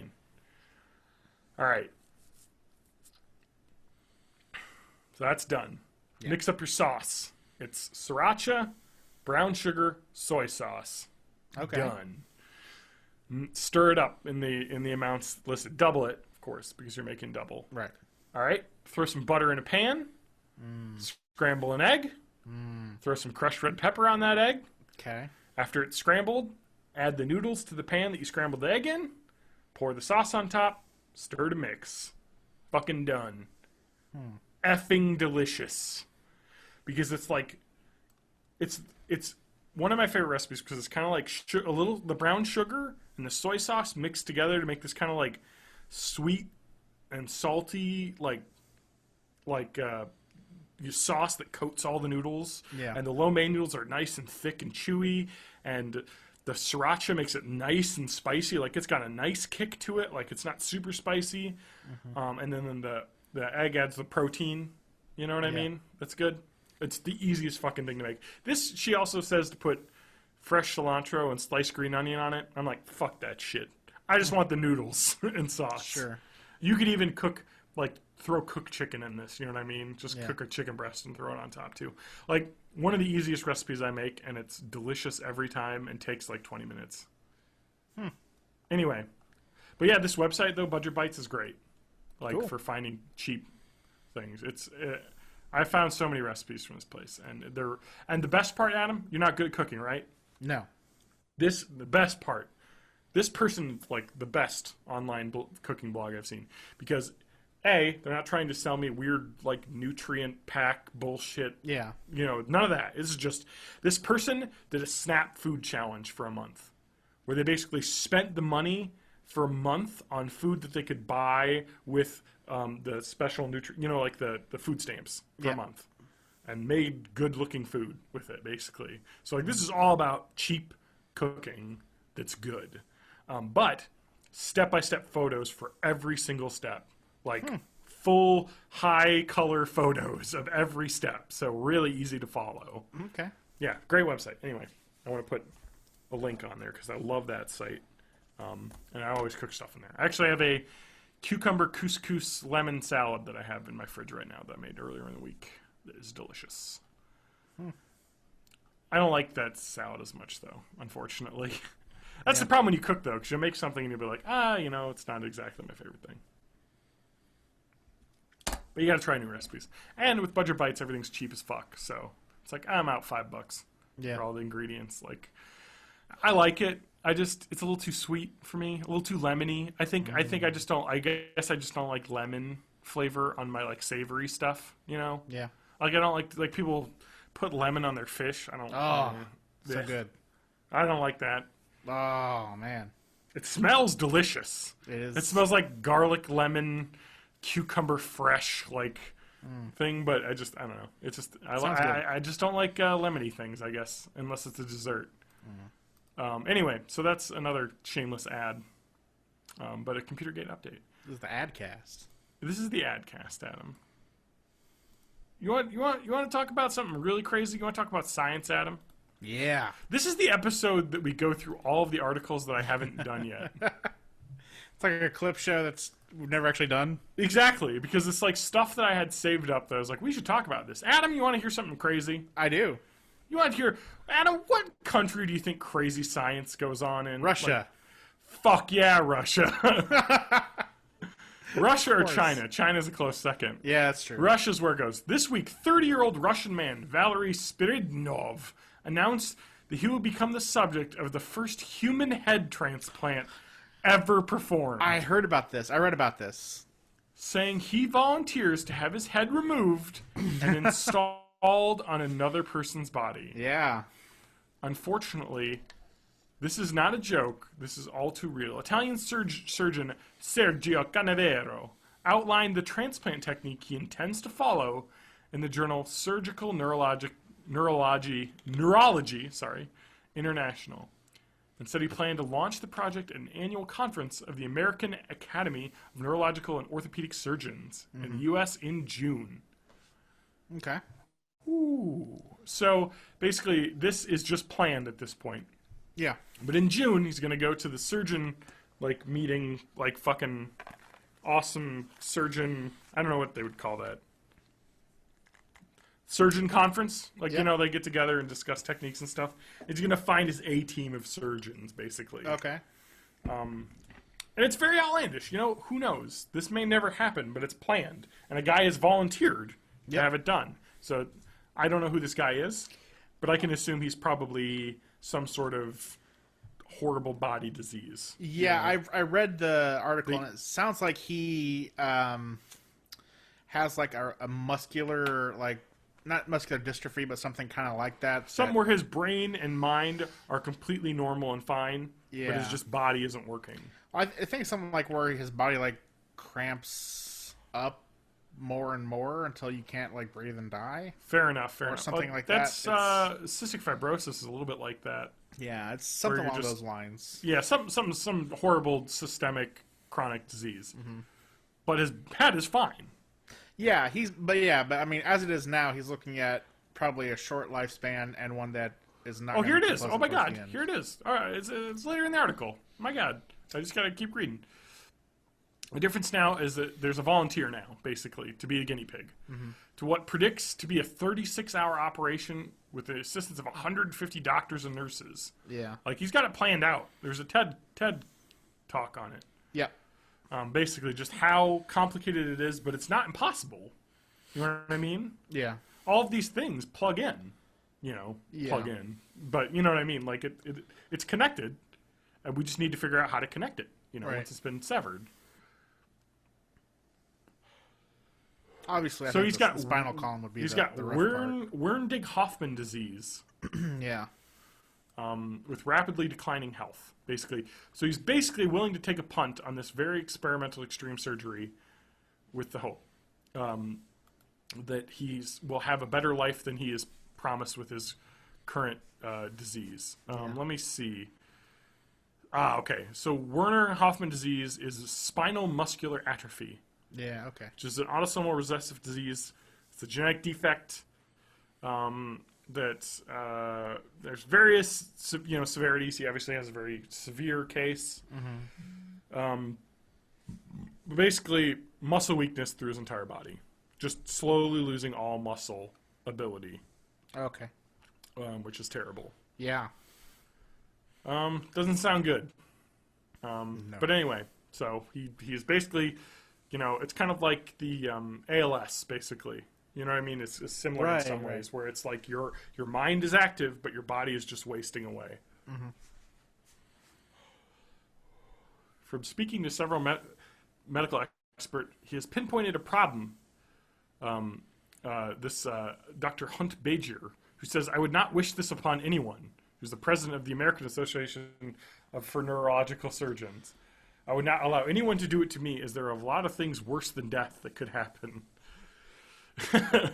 So from speaking to several medical experts, there's a problem that even the most perfectly performed head transplant cannot mitigate. We have no idea what this will do to his mind. We have no idea what the head brain sensations are tied to your individual entire nervous system below the neck. They're saying there's no way we could know what this could do. With his psyche, result into never before experienced level of insanity or pain. Yeah, I mean, this could be the fucking alien resurrection, kill me, what I mean. This could be what could happen, and that's possible. Yeah, Adam. Yeah. The other thing that could be interesting is that maybe his mind wouldn't be his own. I can understand it being changed, but I don't see how just the complex reactions of hormones and chemicals and stuff that are specific to your own body, can't, just blows my mind what could happen. It could definitely change your personality. Yeah. I imagine, but I still think you'd be... Ooh, it's creepy. Yeah. Would you do it? Oh, yeah. In his situation, yeah. I mean... I would not be you know what? I would not be the first guinea pig. I probably would. Up until the point where it's like, literally, I got nothing else to lose. You know what I mean? I am one for throwing my hat into any science. I mean, he's already... I get super cancer. Mm-hmm. Sign me up for every fucking trial you can get me on. I think I'll try anything. I think that's what this is. No, exactly. So, sure. I mean, yeah, it could be terrible. I mean, I would hope that you could be someplace where, euthanasia would be possible if something terrible like that did happen where you lived in constant pain afterwards or some kind of I just don't know how they're going to keep the head alive. Well, it involves a lot of, I think, freezing and pumping cold liquid in, but... Well, if it's going to take 36 hours, the head has to stay alive. I mean, you could disconnect the head from the body. I mean, they've done it with dogs. I mean, you've seen those creepy photos and stuff of the dog head that's hooked up to blood pumps and I don't think it's going to be like that. I think they're going to have to keep them under or... I mean, they're going to keep blood through it, for sure. Not freeze, but like, probably... They're gonna pay. That's what cryofreezing is, though. Is you pump the cold liquids and stuff in to I think he's gonna have the metabolic process. I'm no doctor. I mean, I imagine they'll still have blood and stuff going through, but I think they have the cold saline maybe that they put through you or whatever. That's basically cryogenic, though. I mean, like that's what that is where they cool your body down to the point where it is not the cell mitochondria aren't doing the burning energy thing. As I understand it, the oxygen they go beyond that. They crisp you. Well, that's different. That's like deep freeze. This is just like the beginning process of it, where they. It's like that thing where like the people have heart attacks now, where they'll cool down. I think we had an article on it before, even maybe, where they slow it down. Basically, they pump lots of cold. It's like basically people who have been in hypothermia. Yeah, they tend to. Resuscitate much longer. Yeah, definitely. Much better. Yeah, I think it's kind of like one of those scenarios where they're putting you into kind of. Well, I don't know. You know what? I could watch the TED Talk, but I'm frankly too scared to watch. It sounds intensely scary. But you know what? Hopefully it works out. And then, dear God, what world would we live in? Awesome. A scary world. An awesome one. Well, we're talking a world where Elon Musk could become 80 and then put his head on a 20-year-old body from some motorcycle that's not necessarily accident. True, because your head would still age. I mean, your brain would still age. That's true. Well, who knows where we get to? Well, yeah, exactly. Who knows where we get to? But I mean, with this alone, it wouldn't. This is less creepy than teleportation to me. Oh, by far, yeah. No, this actually this makes me want to when can I do this and throw my robot body on? Yeah, exactly. I mean, fuck human body. Are you kidding me? I'll break down. You put me in a fucking robot body. Exactly. Well, what I really want is keep your head in 100% oxygen, slow down the aging process as much as possible. What I really want is the nanobots inside me, just constantly scrubbing the plaque off your arteries and even burning the fat cells. And getting rid of the tar out of my lungs. They already have that to some degree. Well, okay. So what I'd talk about was the huge cure, basically, of type 1 diabetes, which is the insulin pumps.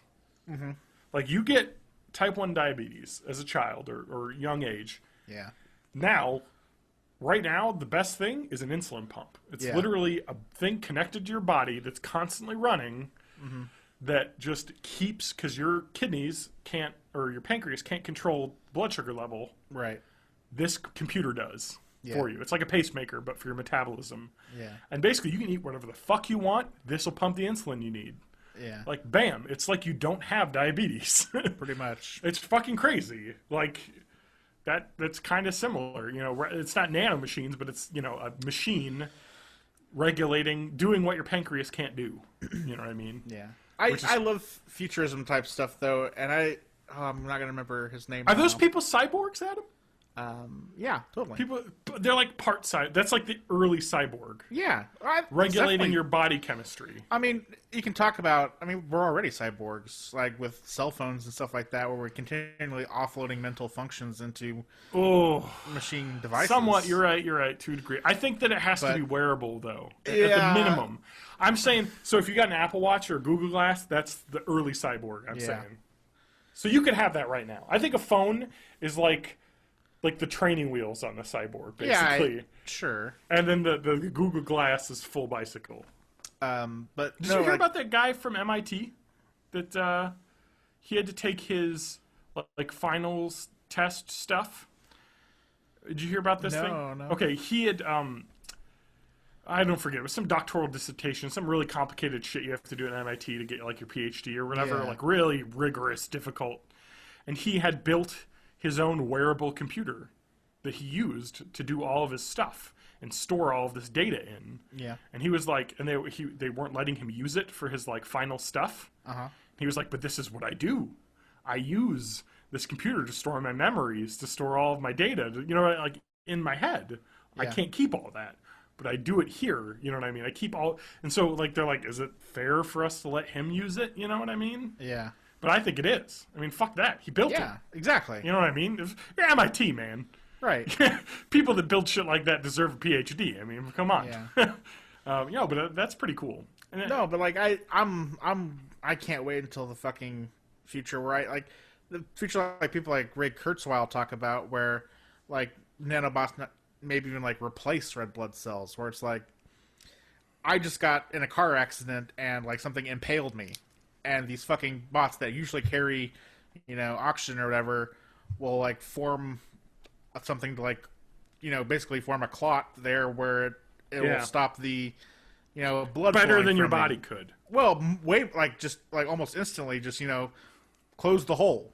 Yep. And where they're all there, nanobots continually giving me oxygen, I can last a lot longer. If I'm having a heart attack or whatever, they can continually supply me with blood to other parts of my body or whatever. Yeah. You know? Or... because they don't need to go through the heart. Yeah, exactly. Or you can just fucking run forever. Yeah. Because, you know, it never gets tired. Oh, the future of sports. They get rid of lactic acid, and they continually supply you with enough oxygen where you don't have to go into that point where... you get deoxygenized and the lactic acid. This is like I want the all-steroid Olympics. Exactly. Right? I want the all-human modification Olympics. Yeah. Yeah. That's the future I want. I just want that for me. I don't want to... I want to not have to worry about that fucking shit. That'd be awesome. There's some crazy cool stuff going on, though, with, like, mentally controlled robotic limbs and things. Yeah. Like, they had that guy, it was at the Super Bowl this year... the paraplegic that had the robot legs that walked him out there for the halftime show or something. Yeah. That was 2 years ago, I think. But that was crazy. That's a moment right there in science. He was this guy, couldn't walk, having a robot walk for him. Right. Fucking, that's the future, man. Hell yeah. Fuck yeah. That's all I'm going to say. Well, and... before the drones murder all of us. Yeah. And in China, like... human genetic engineering is happening. Nah, yeah, they're trying and it failed. It did. Well, the article is all about how it didn't work. 25% success rate. That's not at all close to a success. No, it's not. It's not success, but it's happening. No, they're working on it. They're working on it. They're using the most modern gene splicing techniques. So what you're saying is Gattaca is happening. Yes. That is true, though. And I can't fucking wait. Well, Gattaca wouldn't help you. I mean, you're already born. It could, though. Like, well, not, like, embryonic. No. But, like, some of this gene splicing stuff doesn't have to be done at birth. Well, no, I mean, like, one of the crazy, was it the cancer cure that they have for that childhood leukemia? Yeah. That girl who was injected with a reprogrammed HIV that destroyed all of the cancer cells. Yeah. Which is crazy. Oh, totally. Using HIV to completely destroy cancer. And it worked. She almost died. It ruined her body. But she survived, and she's 100% cancer-free. I mean, it's fucking insane. Right. What we can do with the future. And... I could go on a rant right now, but I'll save it for next week about what is happening in the world today. I'm gonna mark that down for next week. Yeah, we're gonna talk about GMOs. We're gonna talk about like the conservative GOP right side war on science that is climate change isn't real. Right. All of this stuff that. Then you have the hippie and bullshit. then you have the left side who's now waging a war on science, saying GMOs are bad. It's not saying natural. That things aren't natural. You know what I mean? Mm-hmm. Saying that natural is better. And and I will say both are equally damaging. Totally. To science. Totally. And that you need to trust, and just because I'm a scientist, and because I'm saying you need to trust in us scientists. Yeah. No, but when you think about it, who are you going to trust? Scientists or politicians? Yeah. Scientists. Right? Because if it isn't, because science has to be agreed upon by everyone in the scientific community for it to be accepted. Exactly. So if it isn't real, it doesn't exist. Exactly. So and basically, so as a scientist, I have to do things right, or else I don't get anything. Mm-hmm. I can't cheat. You can't cheat the system, Adam. Yeah. In science, you know, it has to be real or not. And if you make something that's not real, it gets found out, and you don't get to be a scientist anymore. Yeah. That's why I love Bill Nye. Mm-hmm. He was kind of earlier on this GMO stuff. He was kind of says I'm not so sure about this GMO stuff and like the repercussions, and he took a tour, of this GMO. That's the exact same way that I thought when I first heard about what it was. So he went in there, talked to her, saw the science they were doing, saw the stuff that they were doing to how they were doing it, and he came out and said, "All right, I've seen it. I'm convinced. It's fine." Yep. No. And that's what I love is that somebody who's actually is a real scientist can take a look at the evidence and totally change their opinion, which is something you won't see a politician do. Literally exactly what I thought. Yeah. This exact same thing I went through. Yeah. Was that when I was in college, the GMO things were first coming out, and I was like, this is bad. It's going to ruin the ecosystem. This is terrible. Yeah. You're going to have these genetically modified organisms take over and destroy the natural ones and upset the balance of the ecosystem. That's still possible. But this is important. And GMOs have already exist. Yeah. And okay, I'm just going to do the rant now because it's over. Because we're already talking about it. But all right. Genetically modified organism is the best example is Roundup Ready corn. We'll talk about that. So Monsanto made corn that's Roundup Ready. Yeah. Which means that Roundup pesticide? Yeah, sorry. I was going to say anti-pesticide, like anti-bugs. No, right. But it's just a pesticide. The Roundup, weed killer, bug killer, whatever it does. I don't think it's an insecticide. I think it's just a weed killer. Mm-hmm. Roundup, you can spray it on the corn, and it doesn't affect it because it's been genetically modified to not be hurt by Roundup. Yeah. That exists, and this existed for quite a while.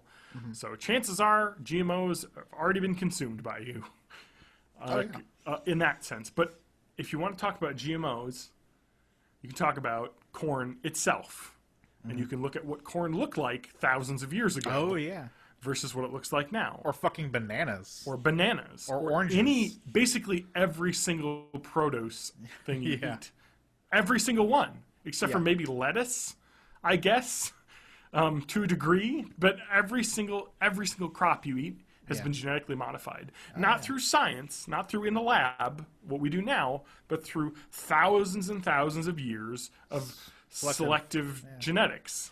Of picking, this corn crop looks better than that one. I'm going to use the seeds from that one and cross-pollinate it with the seeds from this one to make a better corn crop and do that for 1,000 years. It's the exact same thing they're doing in the lab, just they're doing it in a lab, and it takes a couple of years of development to figure it out, right, and then introduce it, versus thousands of years of careful farming, basically. Mm-hmm. It's the exact same thing when you look down into it. It blows my mind, though, that anyone with any sense that knows anything about it, because it sounds bad. Genetically modified, sounds bad, but it's not. Sounds cool to me, but yeah. But to some people, it sounds bad. Sure. And then you have people like the Food Babe, who is the scum of the earth. Basically a fearmonger selling your fears of unhealthiness to buy natural products. So like the organic Jenny McCarthy.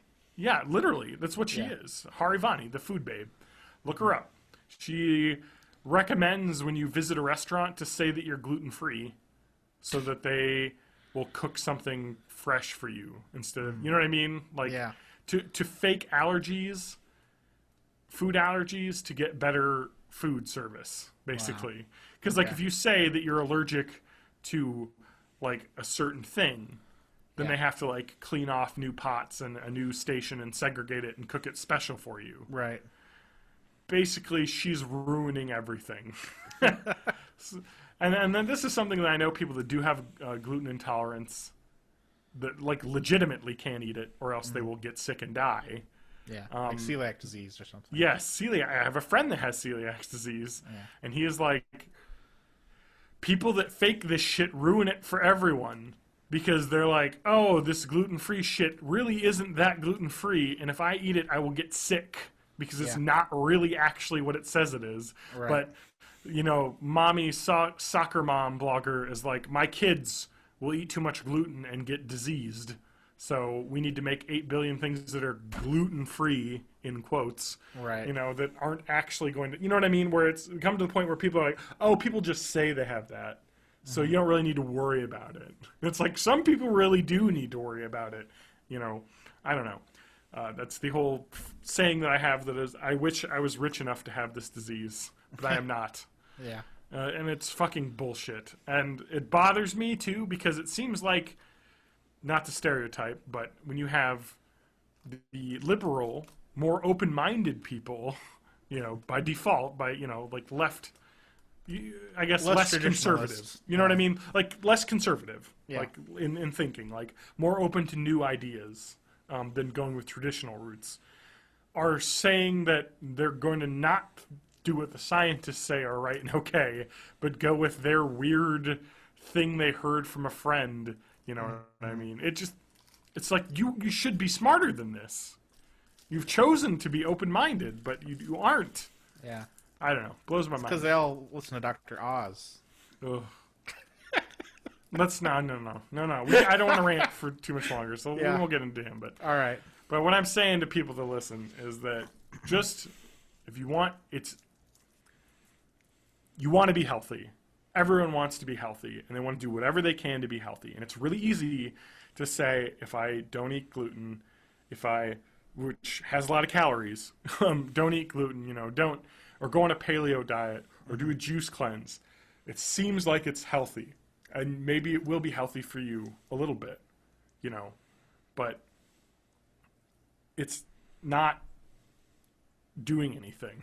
You know what I mean? It's not actually physically fixing your thing, and it's good to want that.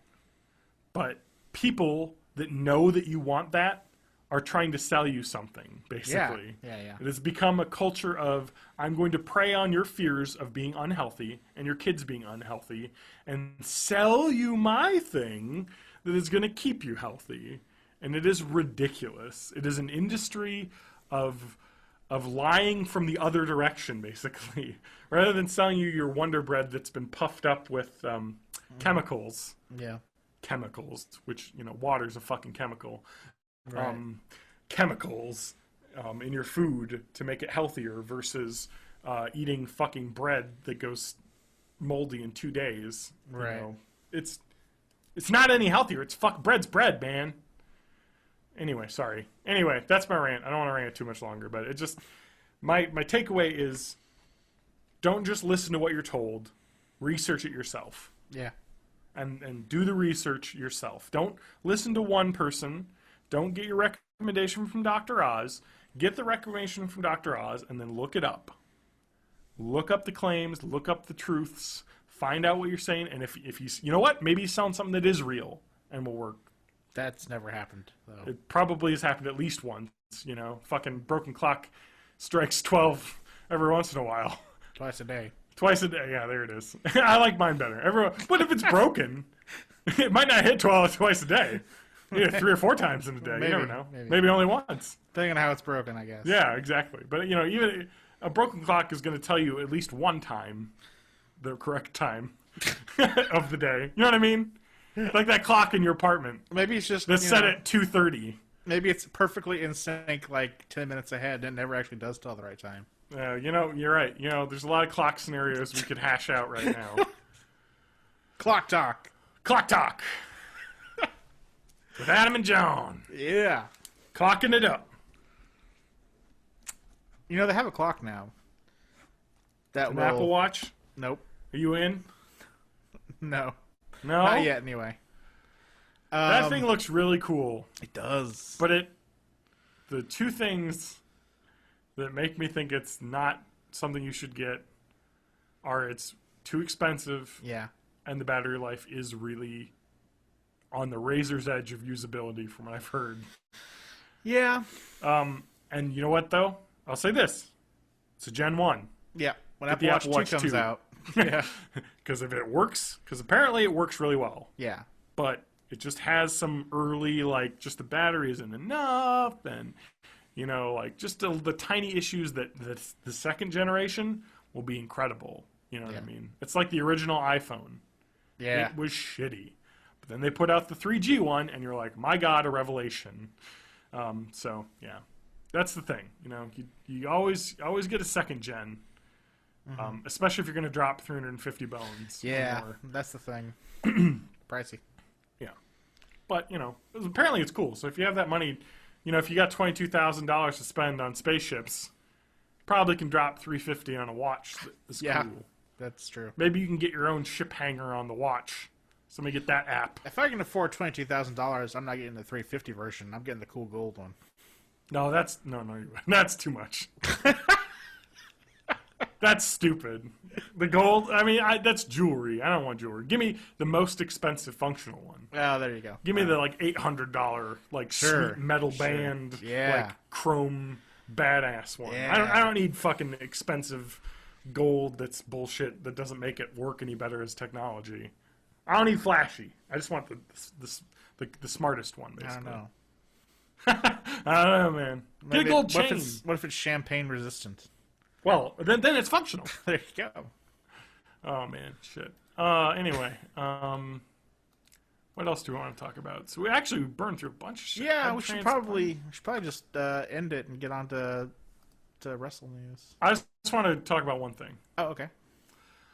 So we'll talk about this a little bit more because I want to spend a week going through this and finding my favorite things. But I found a thread on Reddit that was a thread called Serious Scientists of Reddit. What is the worst thing that's happened in your life? I heard about this, but I have not seen it yet. So I'm going to pick out, because I was looking through this before we started, and I didn't really have time to pick out, because it's a really long, thousands of comments thread, and I want to pick out the craziest things that have happened in labs. But when I was looking through it, I looked up some stuff, and I know a little bit about chemistry. Not much, because the chemistry I do is much, much more late-phase development and not formulation kind of crazy shit, synthesis that uses the crazy chemicals. But I found this thing called Aqua Regia. Have you heard of it? Oh, yeah. So I didn't know what this was. I've heard of the name, but I didn't really know what it was. It's like strong water or... No.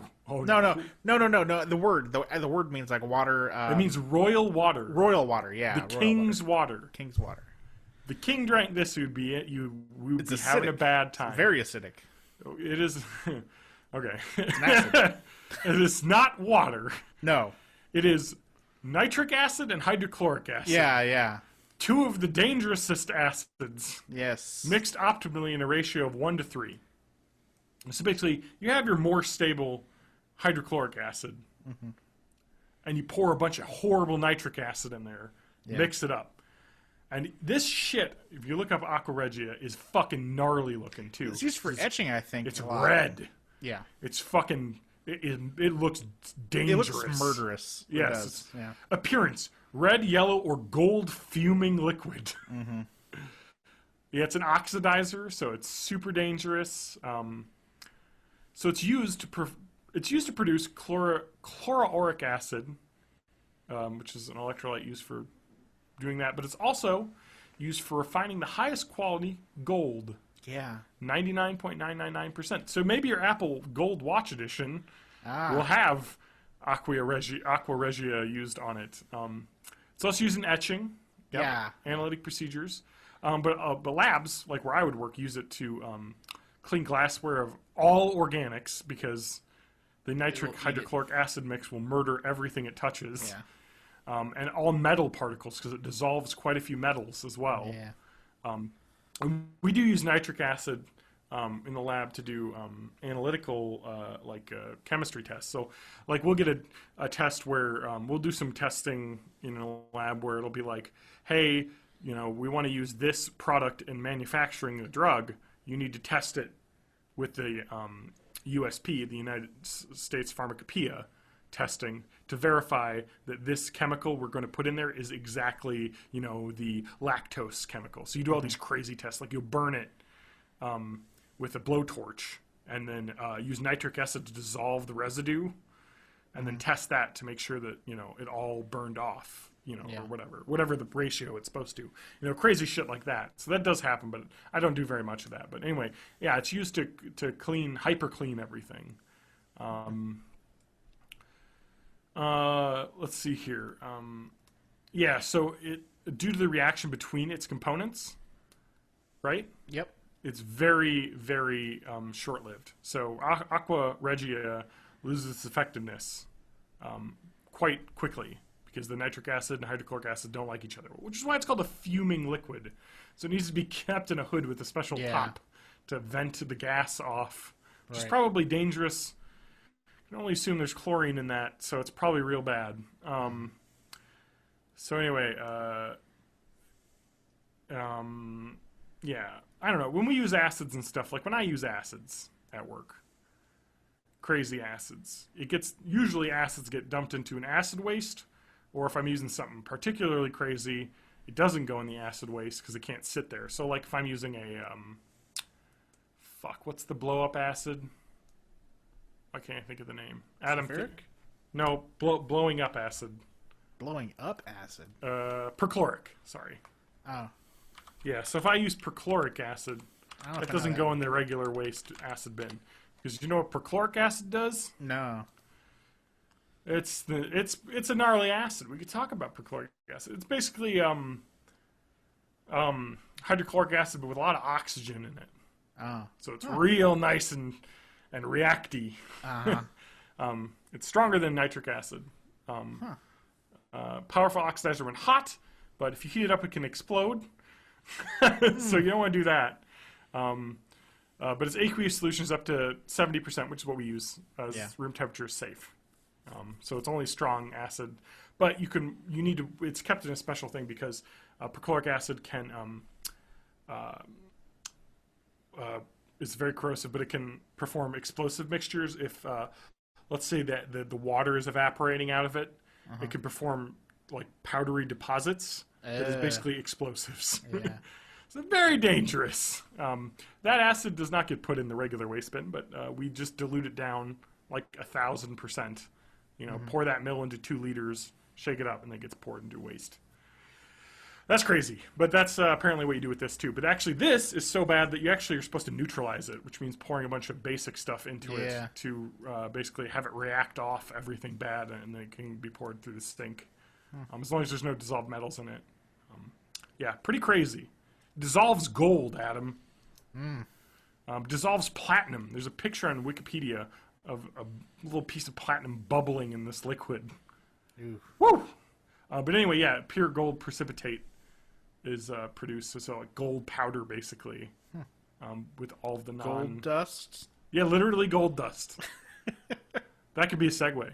Yeah. No, anyway, but it's pretty cool.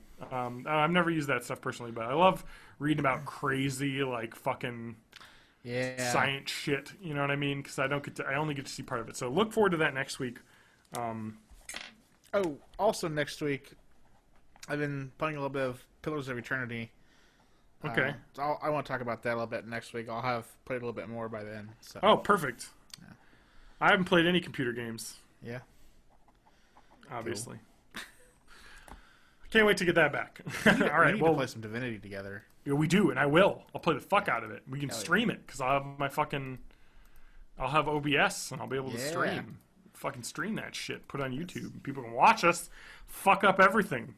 Totally. All right. Well, with that, as always, tell your friends if you like the show.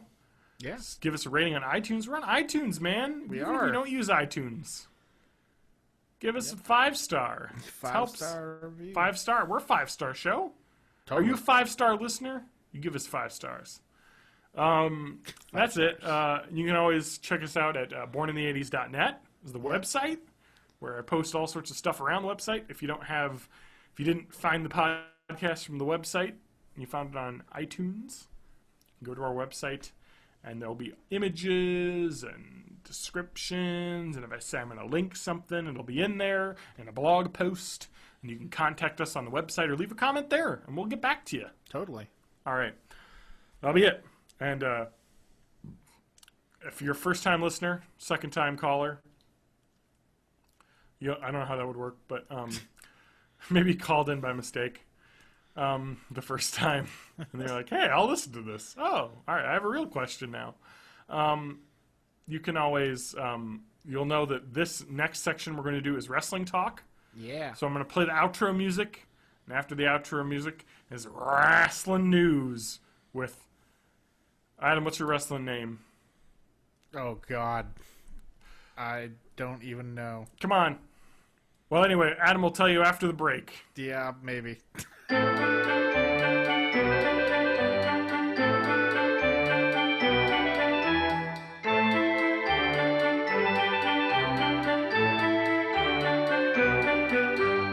Adam? Mm-hmm. It's time for wrestling news. Woo! Woo! Adam, coming from Bloomington, Illinois, Atom Hammer! All right. He's a brute, a henchman of a mad scientist. He did experiments with nuclear bodybuilding, making you the ultimate man. And so you'd have, like, sweet nuclear symbols, and you'd be Atom Hammer. Oh, nice. That's your wrestling name, Atom Hammer. All and right. you would be, like, badass, monster, brute guy, because I'm thinking of your shape. You're never going to be the tall, I think I was created athletic by... guy. You're going to be the fucking, like, tank. You're like a Rusev that's 5'10", or however tall you are. 5'8". All right. Maybe I was created by Growlin' Darwin. Growlin' Darlin? Darwin. Growlin' Darwin? Yes. Darwin. A genetic scientist gone mad. Oh, okay. From Madison, Wisconsin. Charles Growlin' Darwin. I can't say Robert Rock. It's terrible name because it doesn't flow right. It doesn't flow right. See, this is what you get from me. What was it? What was his first name? Oppenheimer? Yeah. Charles. I think it's Charles too. Charles Rockenheimer. Rockenheimer? That is no. He's like rock, like not like music, but like the thing. Stone. Oh, okay. Rockenheimer. I don't know. That one I didn't have time to bake that one. I'm thinking mad scientist vibe for you though. Oh, okay. Oh, okay. So I'm your valet. Yeah. I come out. You're like my pallbearer. Yeah. I introduce you to the ring. Yeah. But instead of you coming down in a coffin or whatever, you're in like a fucking like a cryogenic frozen chamber. Yeah. And I hit buttons and you go, and you come out and you're like, I'm ready, programmed to destroy. And you get out there and you're like a machine. Yeah. You're basically like Rusev without the Russian parts. Oh, now you've ruined it for me. Adam, I'm just saying body type-wise, Rusev is probably your pinnacle. Yeah, you're right. I mean, you're not wrong there. I'm just saying, if you got real in shape and cut, you would look like Rusev but shorter. Yeah. You're hairy, you're barrel-chested. It's true. You're going to be a tiny Rusev. Yeah. Mini Rusev.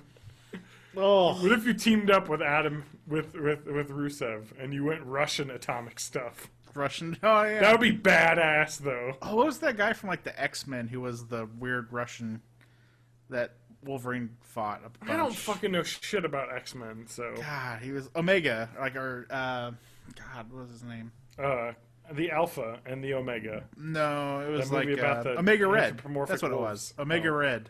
Yeah, sure it is. Don't know shit about X-Men. Comic books suck. Except for Spider-Man for some reason. I don't know what it is. Let's see here. Wrestling, Adam. Yeah. What's going on? There's a pay-per-view that's happened by the time this airs. Oh, yeah. Sextreme Rules. Extreme Rule. I don't know what's happening in the main storyline because I don't watch it. Yeah, it's been a real bad scene. It's been shitty. It's been bad. I caught up on all of NXT, and then I thought about catching, or even watching this week's NXT Raw. is fucking great, and I couldn't bring myself to watch Raw. I was like, I don't have. It's not good, Adam. Yeah, this is something I've learned that Raw, Adam, is only good when you're watching with friends, and you can comment the entire time. Yeah. I sent you an awesome picture. NXT is awesome. NXT is awesome, and but Extreme Rules. So what do we got, Adam? Well, I know we have a bunch of rematches from WrestleMania. Yeah, exactly. No RKO. No RKO match with in a cage. Seth Rollins and Randy Orton. In a cage, yes. Cage match. I'm reading predictions from the website Cage Side Seats, and Sean Reuter says, somehow, some way, the cage door won't be able to keep interference out. I know, call me crazy, but somehow the cage will be penetrated. Well, by J&J Security. Boy, has that I don't think that's ever happened at a cage match, that somehow something weird's happened with the cage door. Yeah. Yeah, I don't know. I think it'll be good, though. I mean, they put on a good match in WrestleMania. These two are good workers. They're good together. I think it's going to be a good match. I'm. That's the main event. Yeah. I think it's great. I like it. I actually don't know what else is going on. I know there's a Russian chain match between Rusev and... Yeah, so I think predictions, Seth Rollins retains.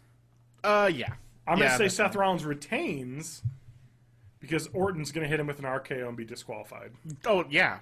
Absolutely. It's Chekhov's gun of wrestling. You can't not RKO. You ban the RKO, it's going to happen. It's going to happen. And then, what's the over-under on fake RKO attempts where he realizes that it's banned and stops himself? I'm going to say there's at least 2. You think? Yeah, where he holds himself back. Where he pops him up in the air and then, lets them go. Because he's like, shit, can't do it. Maybe. I'm saying 2. Okay. Prediction 2. I'm guessing they'll probably be 1. I don't know if they're going to be. I don't know if they'll go. Well, they probably will go back to the well. You're probably right. Adam? I'll up it. I'll say 3. Ooh, shit. All right. Adam's down for 3. I got to write this down now. Okay. I got to write down. There'll be none. Wrestling. RKO attempts. RKO pictures attempts. John Cena versus Rusev. Russian chain match. Russian chain match, which is just a chain match with the word Russian on it. Yeah. Which is funny because John Cena, back in his day, was a master of the chain. Oh, was he? Uh-huh. Well, in his first pay-per-view debut. Really? Or his first WrestleMania debut, he won a match against the Big Show by hitting him with the chain. Ah. In a heel move. I see. But it wasn't a heel move because Big Show was the bad guy. Nah. But he used, a little bit heel. He was from the street. John Cena was originally a rapper, white rapper from the streets. Yeah. He was the most believable and likable black character they've come up with in wrestling. Unfortunately. True to, I'm from the streets, I come from, the streets and I'm going to kick ass. Yeah. Thug life, he was word life. Mm-hmm. I don't know, but it was kind of a cool gimmick. I like the old Cena with the rap album. Well, but it's the U.S. title match, so little Cena wins. Well, it's not even that. It's we've put out 1 billion new pieces of John Cena merchandise and rumored a new belt. John Cena's not losing that belt until they get all that shit sold. So. No, he's not. But I think it'll be a great match, and I think there's going to be I think this feud is great because John Cena can take a lot of punishment. Yeah. And Rusev is good at dishing it out or making it look real bad. Yeah. And I think there's going to be some awesome chain spots. John Cena's going to get knocked out, but somehow kick out, Mm-hmm. Yeah. So it's a strap match, basically. You know what strap matches? They strap you together, or? No, strap match is like... They both to hold on to the chain, or? Nope, it's just a leather strap, and you can whip each other with it. Oh, okay. So it's something they used to do where you a leather strap, Yeah. You whip with the strap, but the strap's like gimmicked up so it doesn't really hurt. Oh, okay. It's like, oh, it makes a loud noise when you get slapped, and it does sting, but it's not like it's gonna hurt you. So they used to do that. So this is basically a strap match. It's a chain match because like they've done other chain matches, like a dog collar match where both people are chained together. Mm-hmm. By dog collars. Sure. And there's some cool spots you can do with that. But I think it's gonna be pretty cool. I think he's gonna use the chain to STFU Rusev. Yeah, I don't know. I think it'll be cool. Okay. Yeah, I'm excited because they're not really pay-per-views anymore, but their big shows are always good. Like, Raw may be terrible, but they always bring out the big guns for the pay-per-views. I agree. Well, and you know what? You know why pay-per-views are great, Adam? Why? Because they don't dick around. Yeah. It's just it's like the way NXT is booked. Yeah. It's match to match to match with like interstitials telling you the basic amount of story that you need. And people not fucking coming in and messing up endings. Or if they do, it's like Seth Rollins at the end of WrestleMania, and it's majorly awesome. Exactly. Like a story payoff. Mm-hmm. Yeah. So that'll be a good match. Yeah. So we got 2 matches that are going to be good. Because anytime Seth Rollins is in the ring, it's awesome. Yeah. Totally. He is fucking incredible. And everyone thought Roman Reigns had the highest ceiling. Or Dean Ambrose had the highest ceiling with his awesome character work and his great in-ring skills. Seth Rollins is a masterful wrestler. I think Ambrose hasn't really been given a chance. And if he was, I think they're backburnering him because they really don't know what to do with him yet, but they know he's good, so they keep him involved in a lot of stuff. Yeah. I just hate them not seeing, giving him anywhere to go because... you can't give everyone somewhere to go, though. I know, but he deserves it. Well, nobody deserves it. Yes. Well, yeah, some deserve it more than others. Like, Jack fucking Swagger could eat a dick. Well, Jack fucking Swagger hasn't been... in a match where he's been announced and brought out at a pay-per-view in a long fucking time. Yeah, for a reason. Yeah.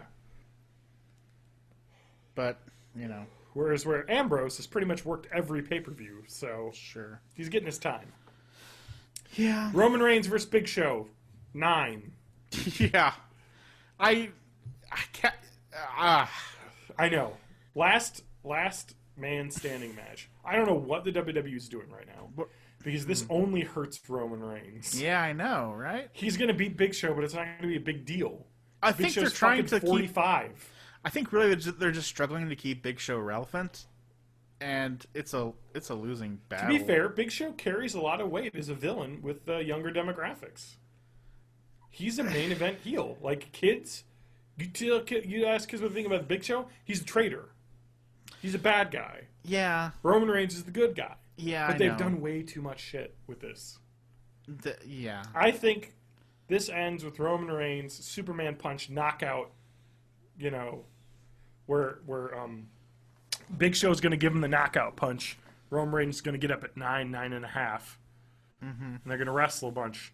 And Reigns is going to hit him with like 2 or 3 Superman punches, like he did with Brock Lesnar. Yeah. And he's going to fall, and it's going to be over. He's like, I'm going to do that to Brock when we have our rematch with a 3-way triple threat that's going to happen at SummerSlam.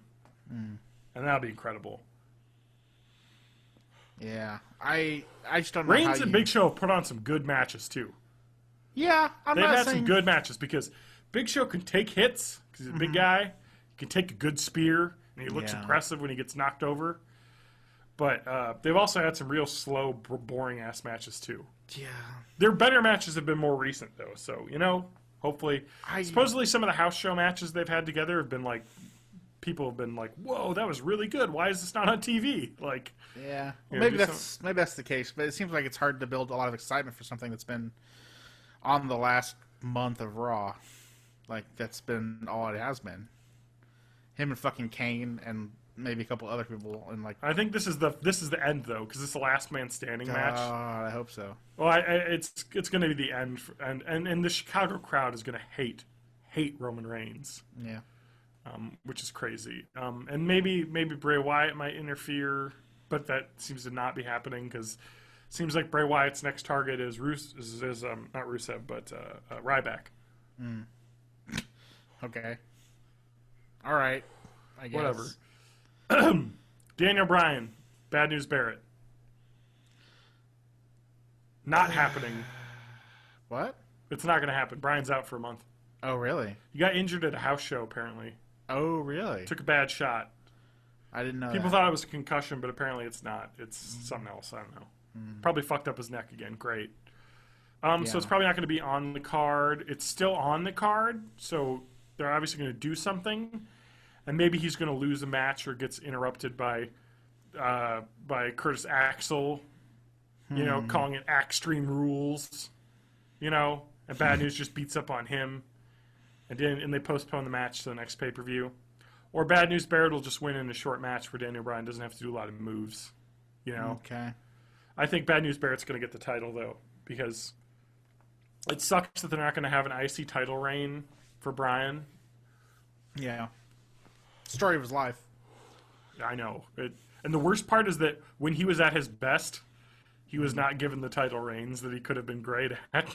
They're always really quick, which sucks. But he's like the only one that has all the titles, besides John Cena, that currently wrestles. Kind of crazy. I don't think he's going to be doing it. I don't know what they're going to do. Well, it's kind of a shame because there's a bunch of other people in the Intercontinental picture that could have awesome matches. Like I know it's going to happen. Dolph Ziggler. Nope, I know what's going to happen. What? Neville. Oh, that could be This is it. This is the time. Neville's going to fill in. It would be awesome if they did that, but I don't know if they're. I think it's going to happen. I think. Oh yeah, 100%. Because he's been heavily featured in every wrestling show. Yeah. And the crowd is taken to him, and the way that I thought they would, because it doesn't matter if he can't talk, doesn't matter if he looks a little weird and isn't tall enough. That man can fucking wrestle. Yeah. And he can do flips, and he looks incredibly athletic. Yep. And he's lost matches, he's won matches, and he always looks good in them. And I think Barrett and him feud is going to be good. And I think Barrett's going to come out and swagger around saying that Daniel Bryan's injured, he has no one to wrestle him, and he deserves to have the title because he can actually wrestle. And Neville's going to come out and pick a fight, England versus England. Like, I'm England's champion. And they can have a nice feud. And I think because they had a feud in house shows, apparently.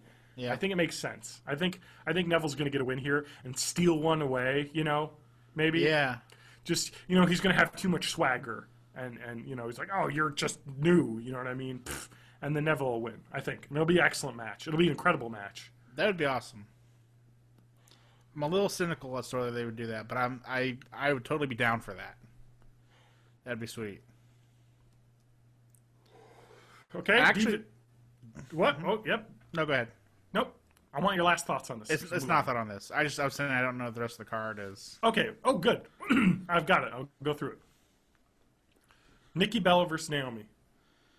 Okay. That's about all I have to say on that one. Divas title match. Yeah. Okay, Adam, you like NXT, right? I do.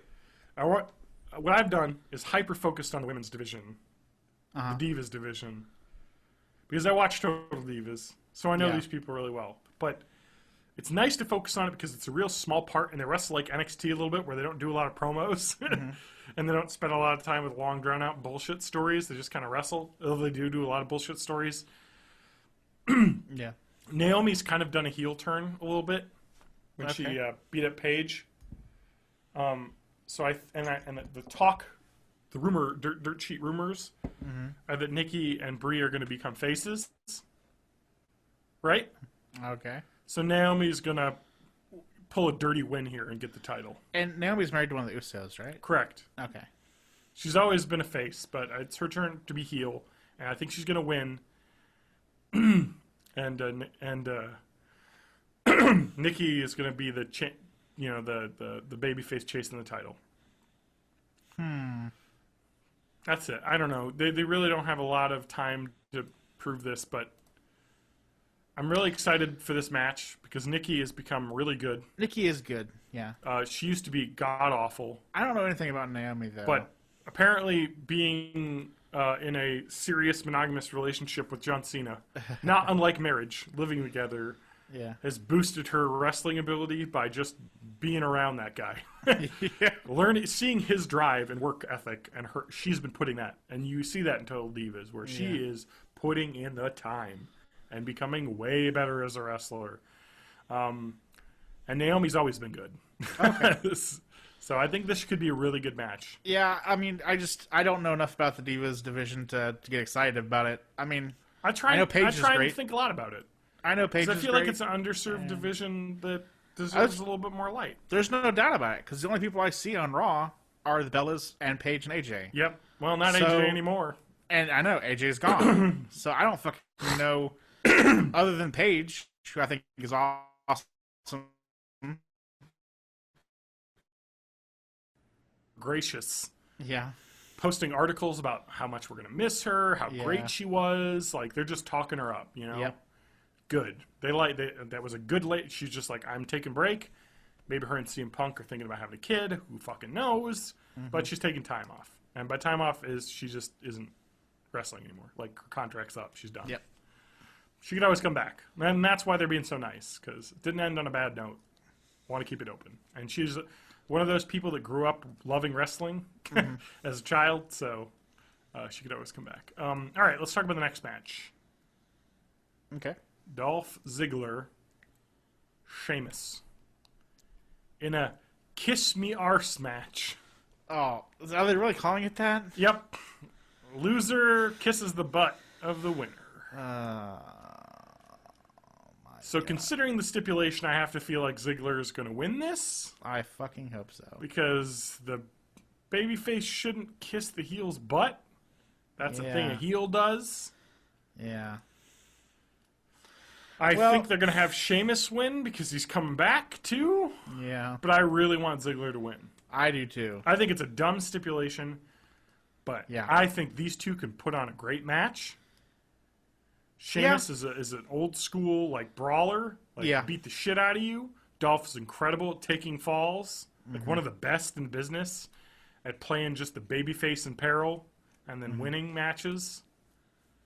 I don't know. I think that's. Yeah, I know what you mean. I'm worried that this is the stepping stone for Sheamus to feud with John Cena or Daniel Bryan. Yeah. So they're going to build up this, and the heel would have to win for that. Yeah. Who knows? I really want Ziggler to win, but my heart is always with Ziggler. So here's going to be an incredible match, Adam. Yeah. Dean Ambrose. All right. Luke Harper. No. Looks good. Chicago street fight. Oh, all right. No holds barred, full arena, weapons, everything. It's going to be just a brawl. There's not really been a build-up, right? Yeah. And this is true. You haven't been watching, but I know this because I've been reading about it. There's really no build-up for this match, other than the fact that Luke Harper and Dean Ambrose are both guys that are upper mid-card, and they don't have a feud, so they're going to both beat the shit out of each other. Yeah. We do have a history, because the Wyatts feuded with the Shield quite a bit. Yeah. You know, so I think this is going to get. I think Dean Ambrose, he hasn't won a pay-per-view match singles yet, so I think this is his win. Yeah. I think they're going to show that Harper's always been shown as the guy who brutalizes people, who doesn't, have any, concept of humanity when fighting his opponents. He just beats up people and is, he threw Ambrose through the fucking ladder at WrestleMania. It was a crazy I spot. think this is the one where Ambrose proves that he can win in a street fight. The streets are where he is from. Yeah. And this is the revenge for all those, power bombs. This is his I think this is his match to win. I think it'll be incredible. This has the chance to be the match of the night, Yeah. With the street fight, because both these guys can work street fights. Yep. That sounds good. Yeah, that'll be a good one. I'm looking forward to that. So, the more I talk about this, the more I'm looking forward to it. And because pay-per-views always have good matches. They do. They do. I can't... Because people care. Yeah. More. And they generally do right by them. Generally. Last year, there were a couple that were pretty bad. But they all at least had one match that was worth seeing. I don't know. And a final match... some of the middle ones seem a little bit sketch. But... Well, some of the middle ones are kind of recasts of feuds we've seen before. Yeah. Like Reigns' Big Show. Yeah. Hopefully they do something incredible and make me like Reigns. Prove it to me. I like Reigns. I mean, I don't hate the guy, but they need to make him do something awesome. Like, let's have him do the shit he was doing with Brock Lesnar and win a match, you know? Yeah. Let's have that happen. Yeah. The only problem is that it doesn't look awesome because he's beaten a Big Show like 800 times on Raw at this point. Yeah. You know what I mean? Yeah. You need to have him beat Rusev. I don't know. Whatever. You know what I mean? That'd be great. That would be good, actually. I'd put him over. I would totally watch that. I mean, the problem I have with Reigns is that he's winning matches that you think that he's going to win. Because it's like, I don't know. You know what I mean? They need to make it believe. I need to believe that, Roman Reigns. Make me believe that. And that WrestleMania match had me believing. It did. Yeah. So they need to build on that. You know, they were winning me over. But it just sucks. Because that guy's good, but he got pushed too fast. And at least they put the brakes on it a little bit. Because I could not imagine him as the title holder right now.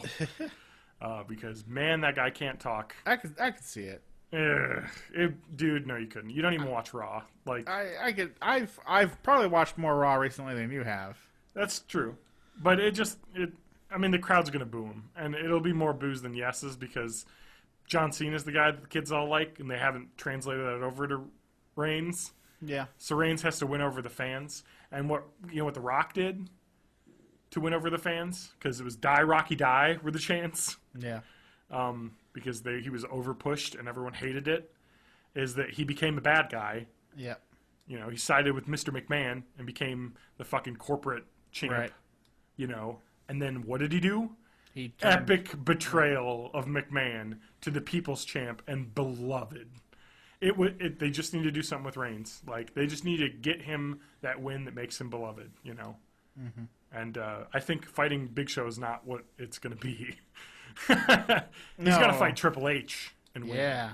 Like, that's a match that should happen. That would be awesome. Mm-hmm. God, that'd be amazing. Yeah. Anyway, last match. Brass Ring Club, New Day.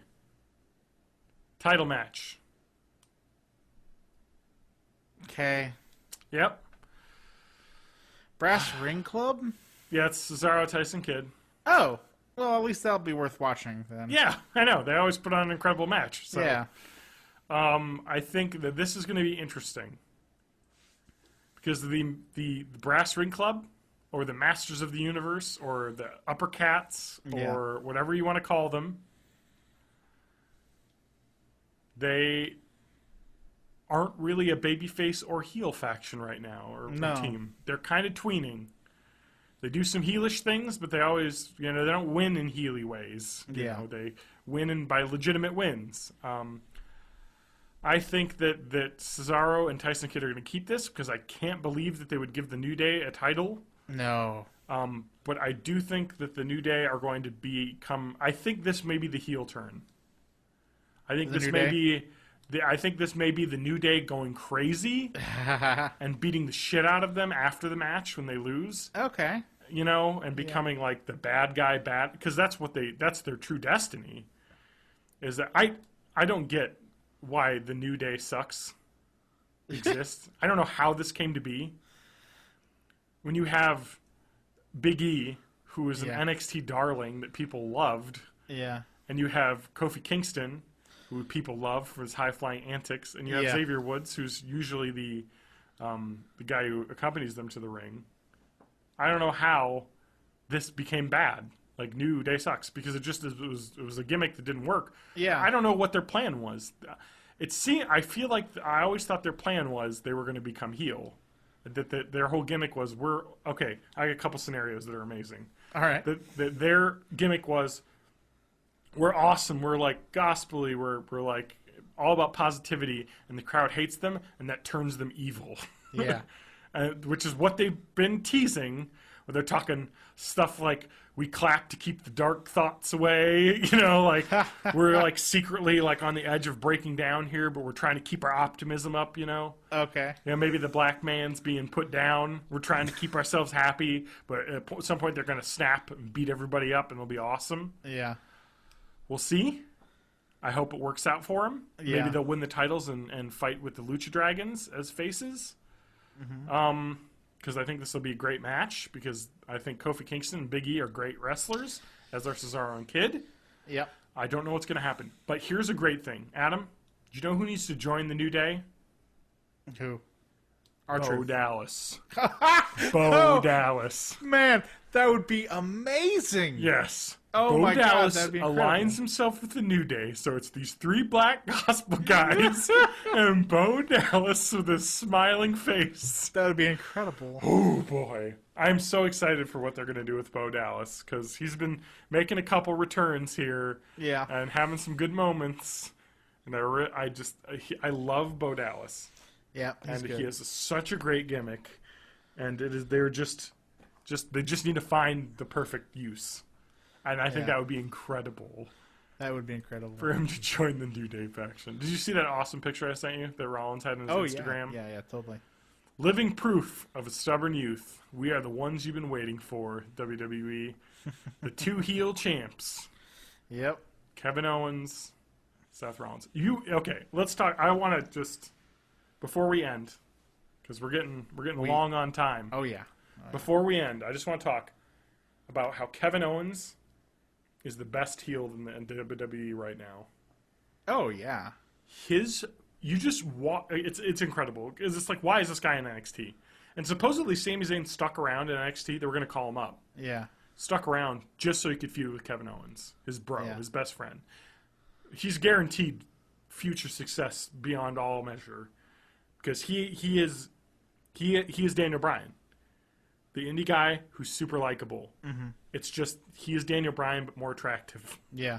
You know what I mean? Like, it's just like, you love Sami Zayn because he's just the most likable guy. And with some awesome intro music. And he's a great wrestler. It's just...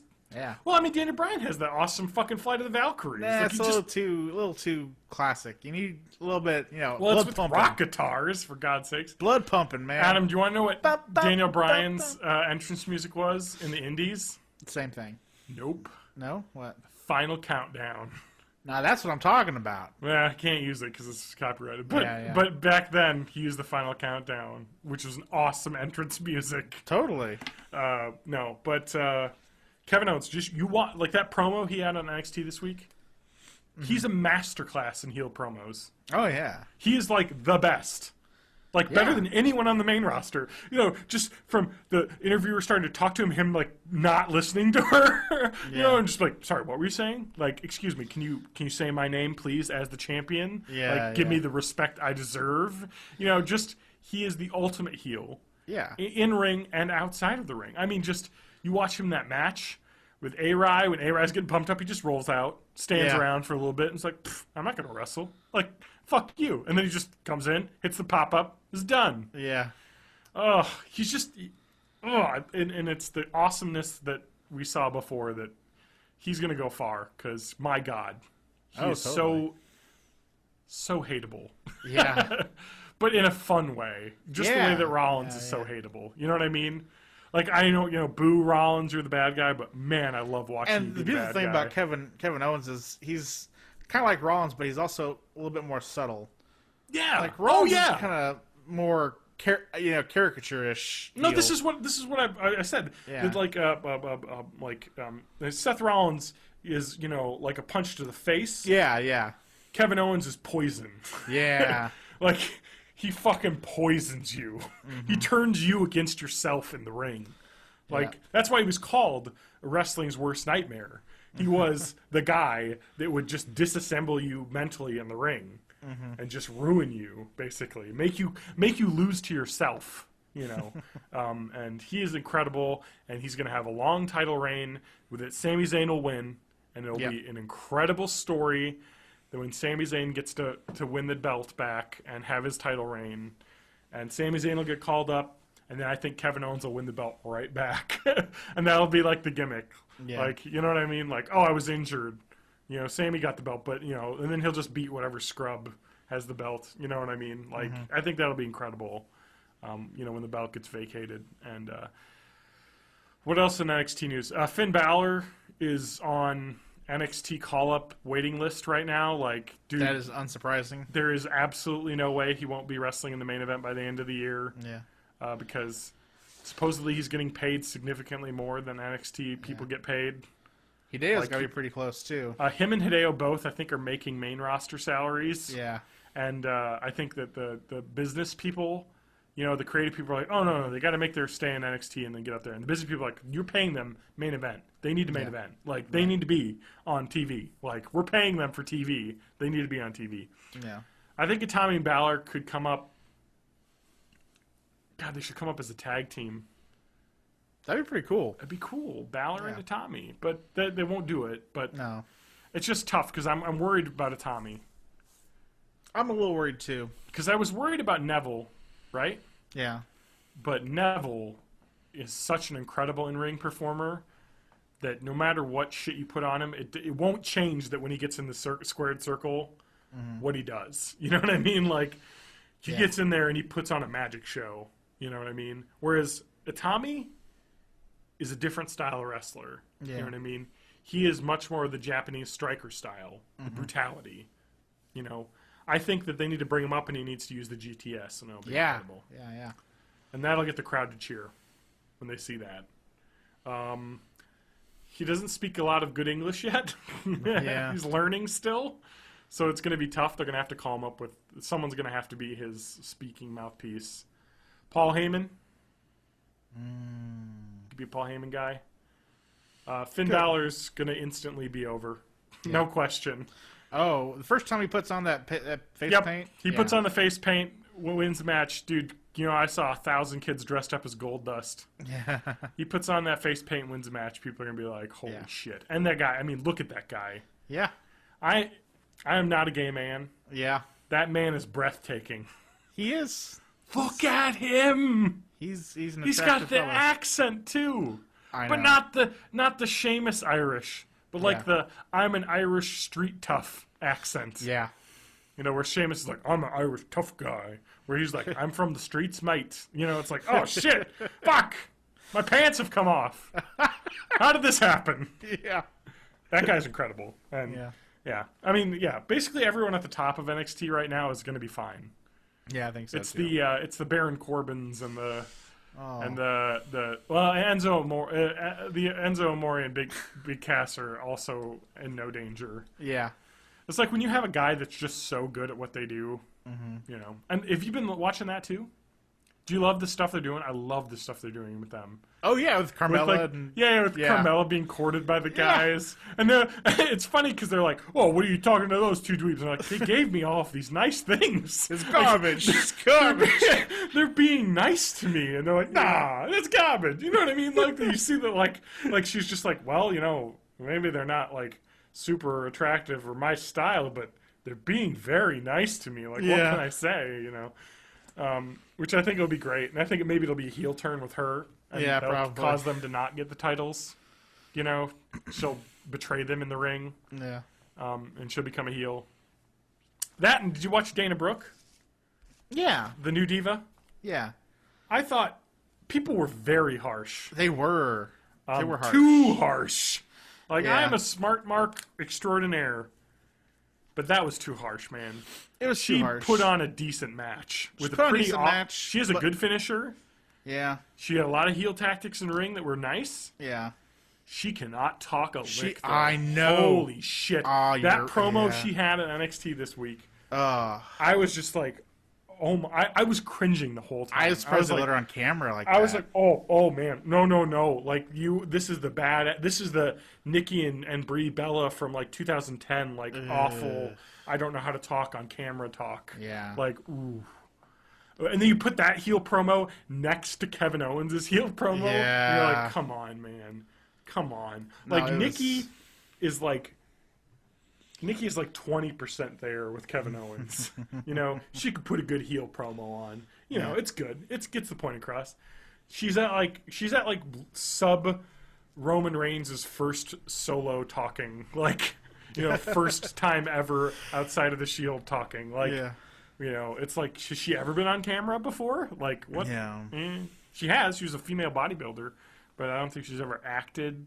Yeah. And you have to know how to act to be No, a wrestler. I could tell it was real rough. And like you said, in the ring, she did pretty good.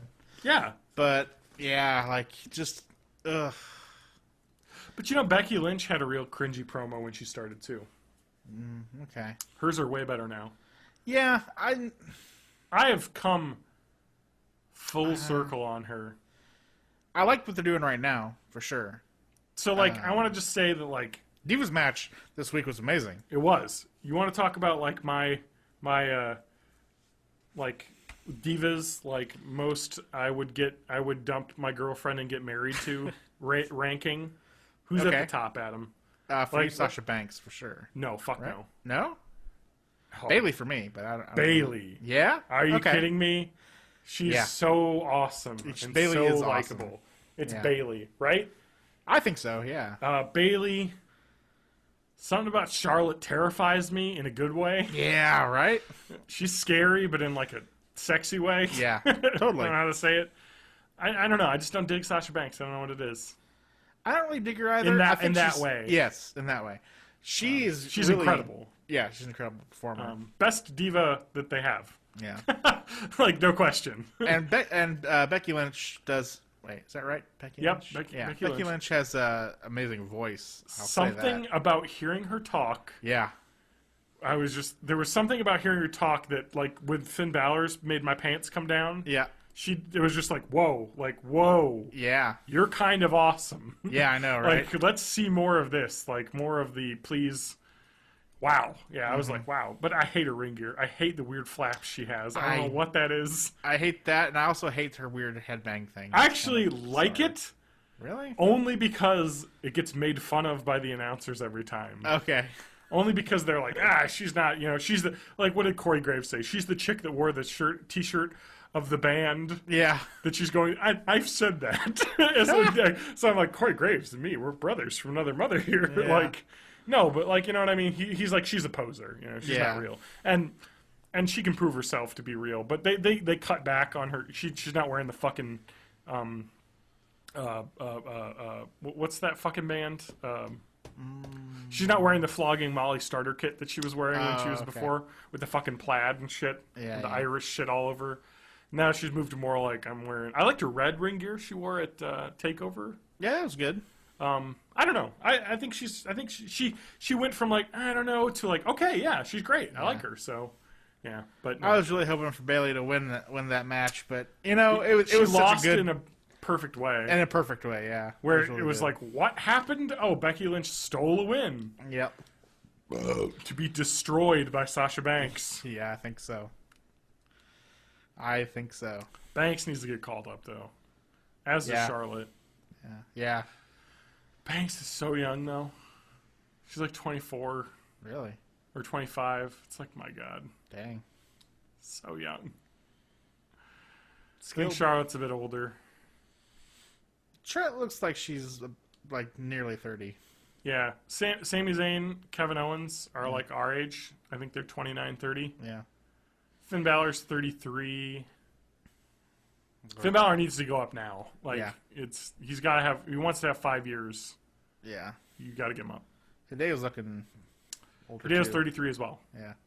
So, they're in their mid-30s. They need to get called up. Yep. That's it. Yeah. I don't know. That's wrestling talk. This has been 2 hours and 40 minutes. I was going to say, it's a lot of wrestling talk, yeah. Well, we hadn't talked last week, so we had to catch up. True. And we had pay-per-view to talk about. Yeah. Thanks for listening, everyone. Have a good night. Yep, we'll catch you next week, and we'll know what happened at Extreme Rules. Mm-hmm.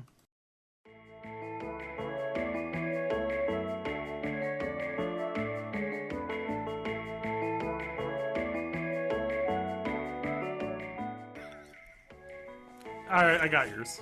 Yeah. What's mine? You think of one to call me, and I'll call you yours. How about that?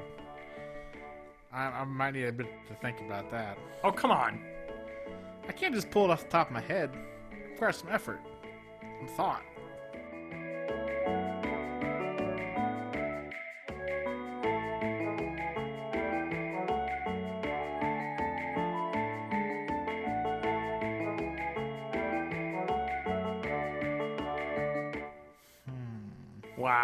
Wow. What? I've got, like, your entire wrestling thing figured out.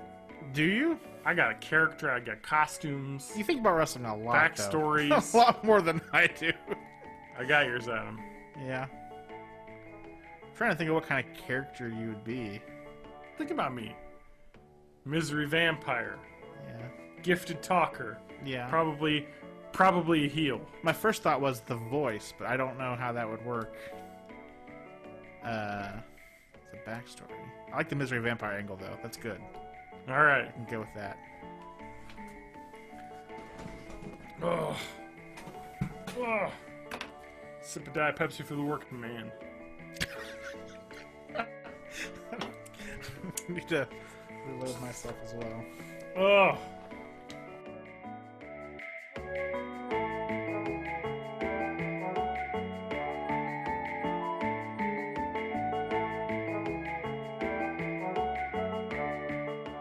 All right, Adam, you got it? No.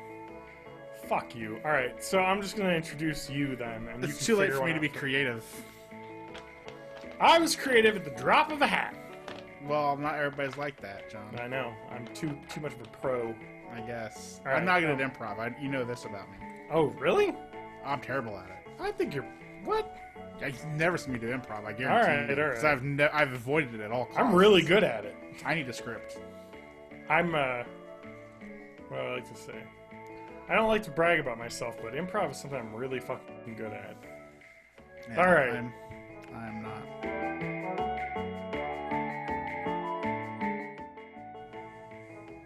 You're in there? Mm-hmm. Sweet Caroline. Wah, wah, wah. Good time never feels so good. Hey, hey, sweet Caroline. Heard of a